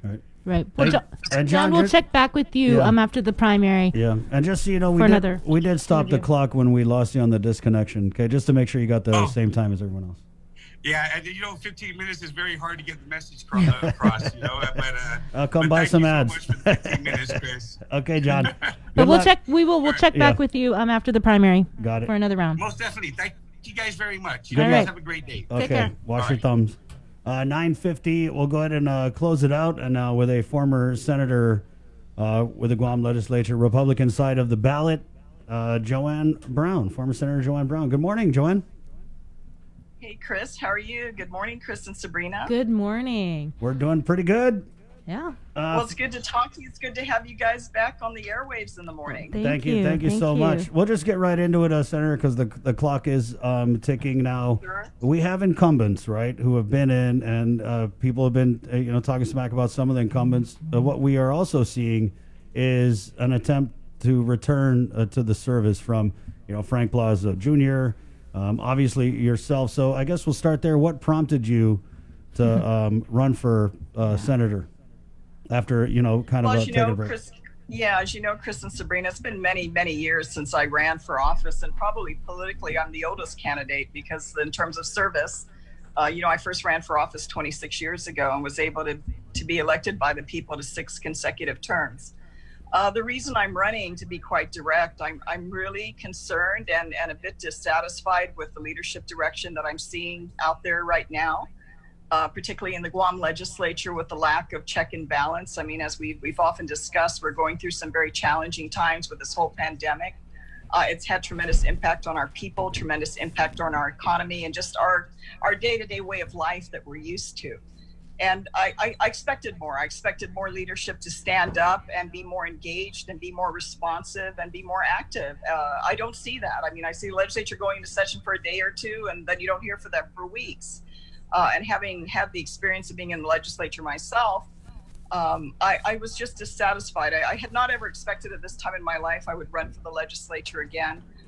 But I think that's probably why I and some of the former legislators that have the experience, certainly on the Republican side, are standing up to be counted, even though it's going to be even more challenging times ahead. But I think we can be making better decisions and have better leadership and check and balance than what we're seeing now. So what are we going to see if, Senator, you're elected for your 7th term? What will be your priority? Well, I certainly want to see, the superpower process at the legislature end and the rule of 8 votes make a difference. Right now, there's a lot of fanfare last year when you had all the Democrats elected to all the different positions, in all the different branches of government. But now that we've had a year and a half into this process and looking where that has led us, It's not led us in a very good direction. And certainly I would like to see that. I would like to see more engagement. I would like to see more oversight. I definitely want to see more check and balance with this government and the activities that are happening out there that are not being addressed, are not being looked into, are not being brought to light. Certainly as I go out and about my day and meeting many people, now that I've also had time to slow down a bit and hear what people have to say out there, they don't hesitate to relay to me. Even if I don't know them personally, they may know who I am, come up to me and relay what their concerns are and their dissatisfaction with the government. And we're such a small community that inevitably a lot of the things that are going wrong are going to impact so many of our people. And I gauge there's a tremendous dissatisfaction out there. People want something better than what they're seeing now. And that's, as I mentioned, one of the main reasons why I'm running. I think we need an accountable government. I think we need a transparent government. And while you hear a lot of people use those words, you don't see them put it into action. So, I mean, talk is easy. We can sit and talk all day, but what are we doing to actually ensure that we have an accountable government? What are we doing to ensure that we don't have the level of corruption that is going unchecked and unreviewed and away from the light of day that should happen with regards to our government and our government resources that are owned by the people? So certainly if I'm given the opportunity by the people of Guam to once again serve another term, I will continue to be just as direct and just as accountable as I've always been the 30 plus years that I've served in public service. Senator, you talked about the oversight. So, let's say fast forward, you're elected, Republicans take the majority, you got the committee of your choice. Which agency would you want to have oversight over and why? Well, I've had a lot of experience with a number of agencies, certainly with natural resources, with both the utilities, with GPA and GWA. But I don't think there's any doubt, Chris, if I were elected into the next legislature, transportation and my experience at the Port Authority is definitely going to be an oversight that I would want to be very much involved in. I don't know why I think that's funny. Because I've thought about it. I don't know if fantasize is the wrong word. Mm-hmm. But just you being able to have an oversight hearing, because you're right, the checks and balances woefully absent when we talk about everything that's just transpired at the port with the Port 7. And, I kind of figured you were going to say that. But knowing how strong of a stance you've taken on that, it's, people are bashing on you. So was that something that you kind of expected, Senator? Well, I think anyone who should be in this oversight position, Clint Rigel, who has been the oversight chair for the Port Authority, probably a lot of people don't even know he's the oversight chair because you haven't really seen him, or I haven't seen or heard much of what he's done with regards to what's happening at the Port Authority. And as you mentioned, some of the controversial issues that are happening there. And it's not so much because I have a personal interest in it. It has a lot to do with ensuring that people are responsible. I think all of us that are put in public positions, and it's not just elected positions because you're the senator or the governor or the mayor. I think anyone who works in the government of Guam is a public servant, and everyone has to be held to a certain level of performance and responsibility. And if people are not doing that, there's rules and procedures that are in place to properly address that. And then when you see as this new administration has come in with the current leadership of the general manager there at the port right now, Rory Respicio, and the actions that he has taken to continuously be paying public money out without ensuring the proper process has been followed and ensure the legal process has been followed, you got to wonder what's going on and why aren't questions being asked and why aren't they being made to be answered? Because to me, this is not normal. Mm-hmm. In the whole history of the government of Guam, where have you ever seen this? Even currently now in every department and agency in the government of Guam, where are you seeing this practice? Mm-hmm. But what you are seeing is an awful lot, far more than $3 million has been paid out in the past year and a half.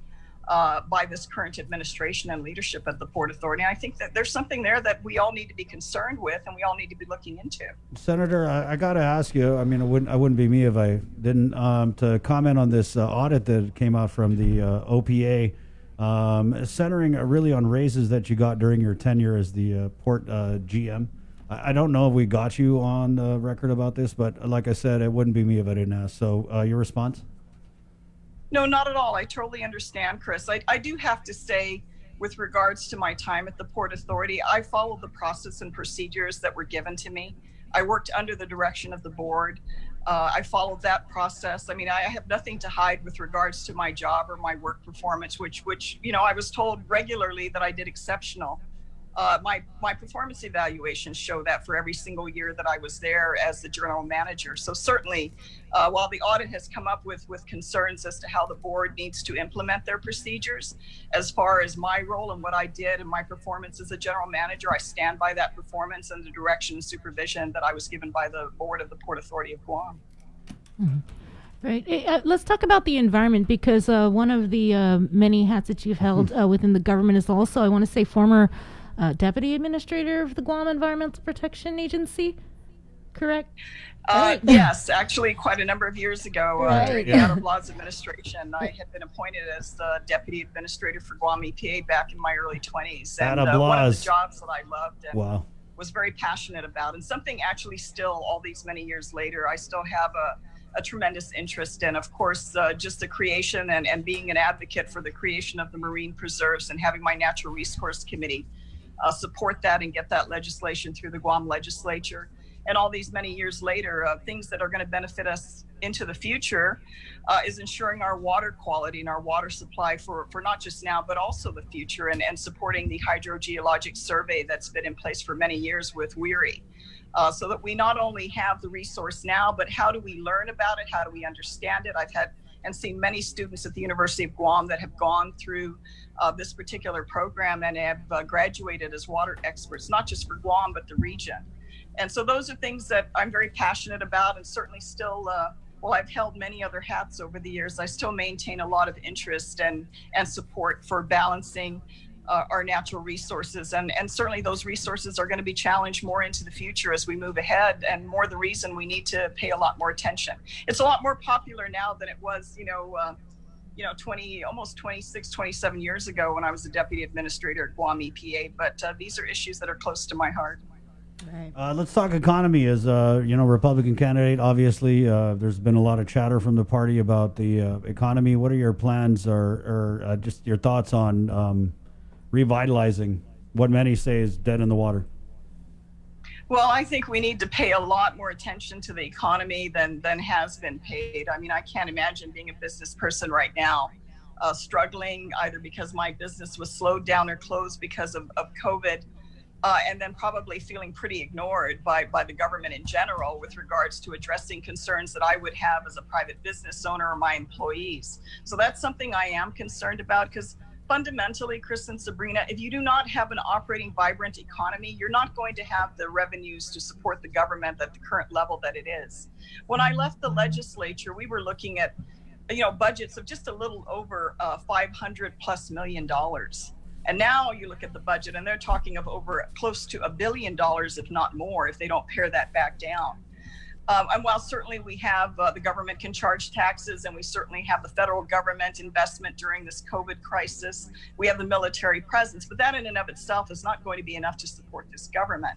And we want our people working. I mean, it is very concerning that we have over 34,000 people reported that are unemployed as a result of this, and the slowdown and almost non-movement within our tourism industry, not just those businesses, the hotels, but all the support industries that survive off the tourism industry. We need to be very concerned. And I'm not hearing an awful lot of discussion about how are we going to slow this train down with regards to government spending so that we can ensure that there's not going to be a big sudden drop in revenue. I'm still not comfortable with what I'm hearing, that, oh no, we're fine, everything's good, we got the money, we're going to be short $4 to $8 million.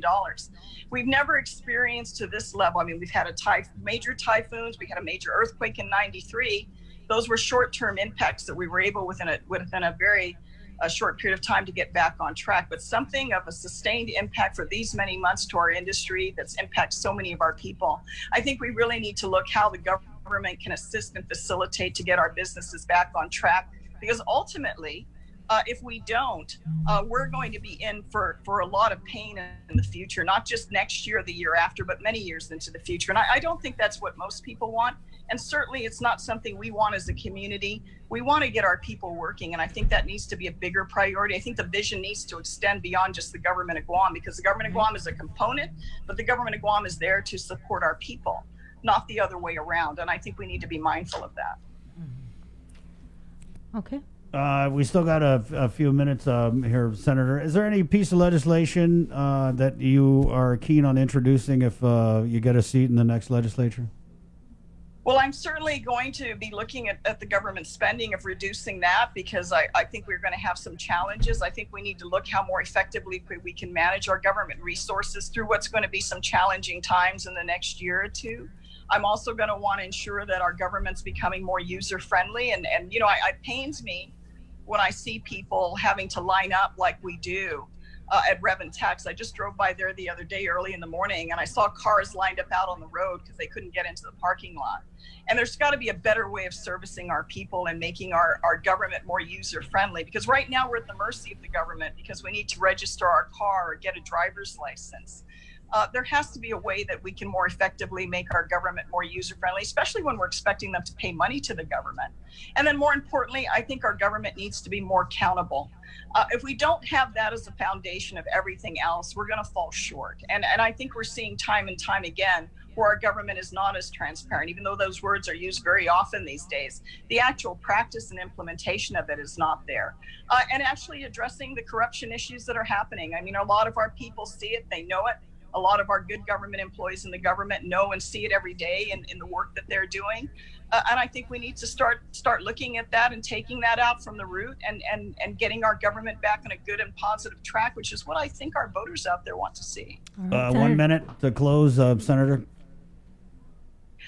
Thanks, Chris and Sabrina. Again, it was good to talk to you. I really appreciate this opportunity to be able to, not just for you to ask questions, but me to be able to get my point of view out there to the public.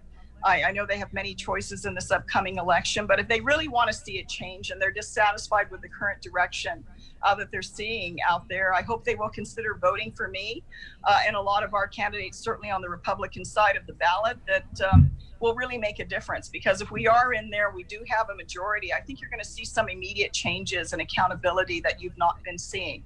And I think it's important to keep everyone on their toes. And it's really time to shift that direction. If we don't, we're going to get more of what we have. And from what I hear from people out there, that's not what they really want anymore. So they've got the power to do that this upcoming primary and certainly November. And if they consider me, I would be happy to have one of their votes. All right. Thanks a lot, Senator. Good luck to you. Too. Thank you. It's good to talk to both of you. Too. Take care. Yeah. You too. Okay. Bye-bye. Bye. Wash your thumbs.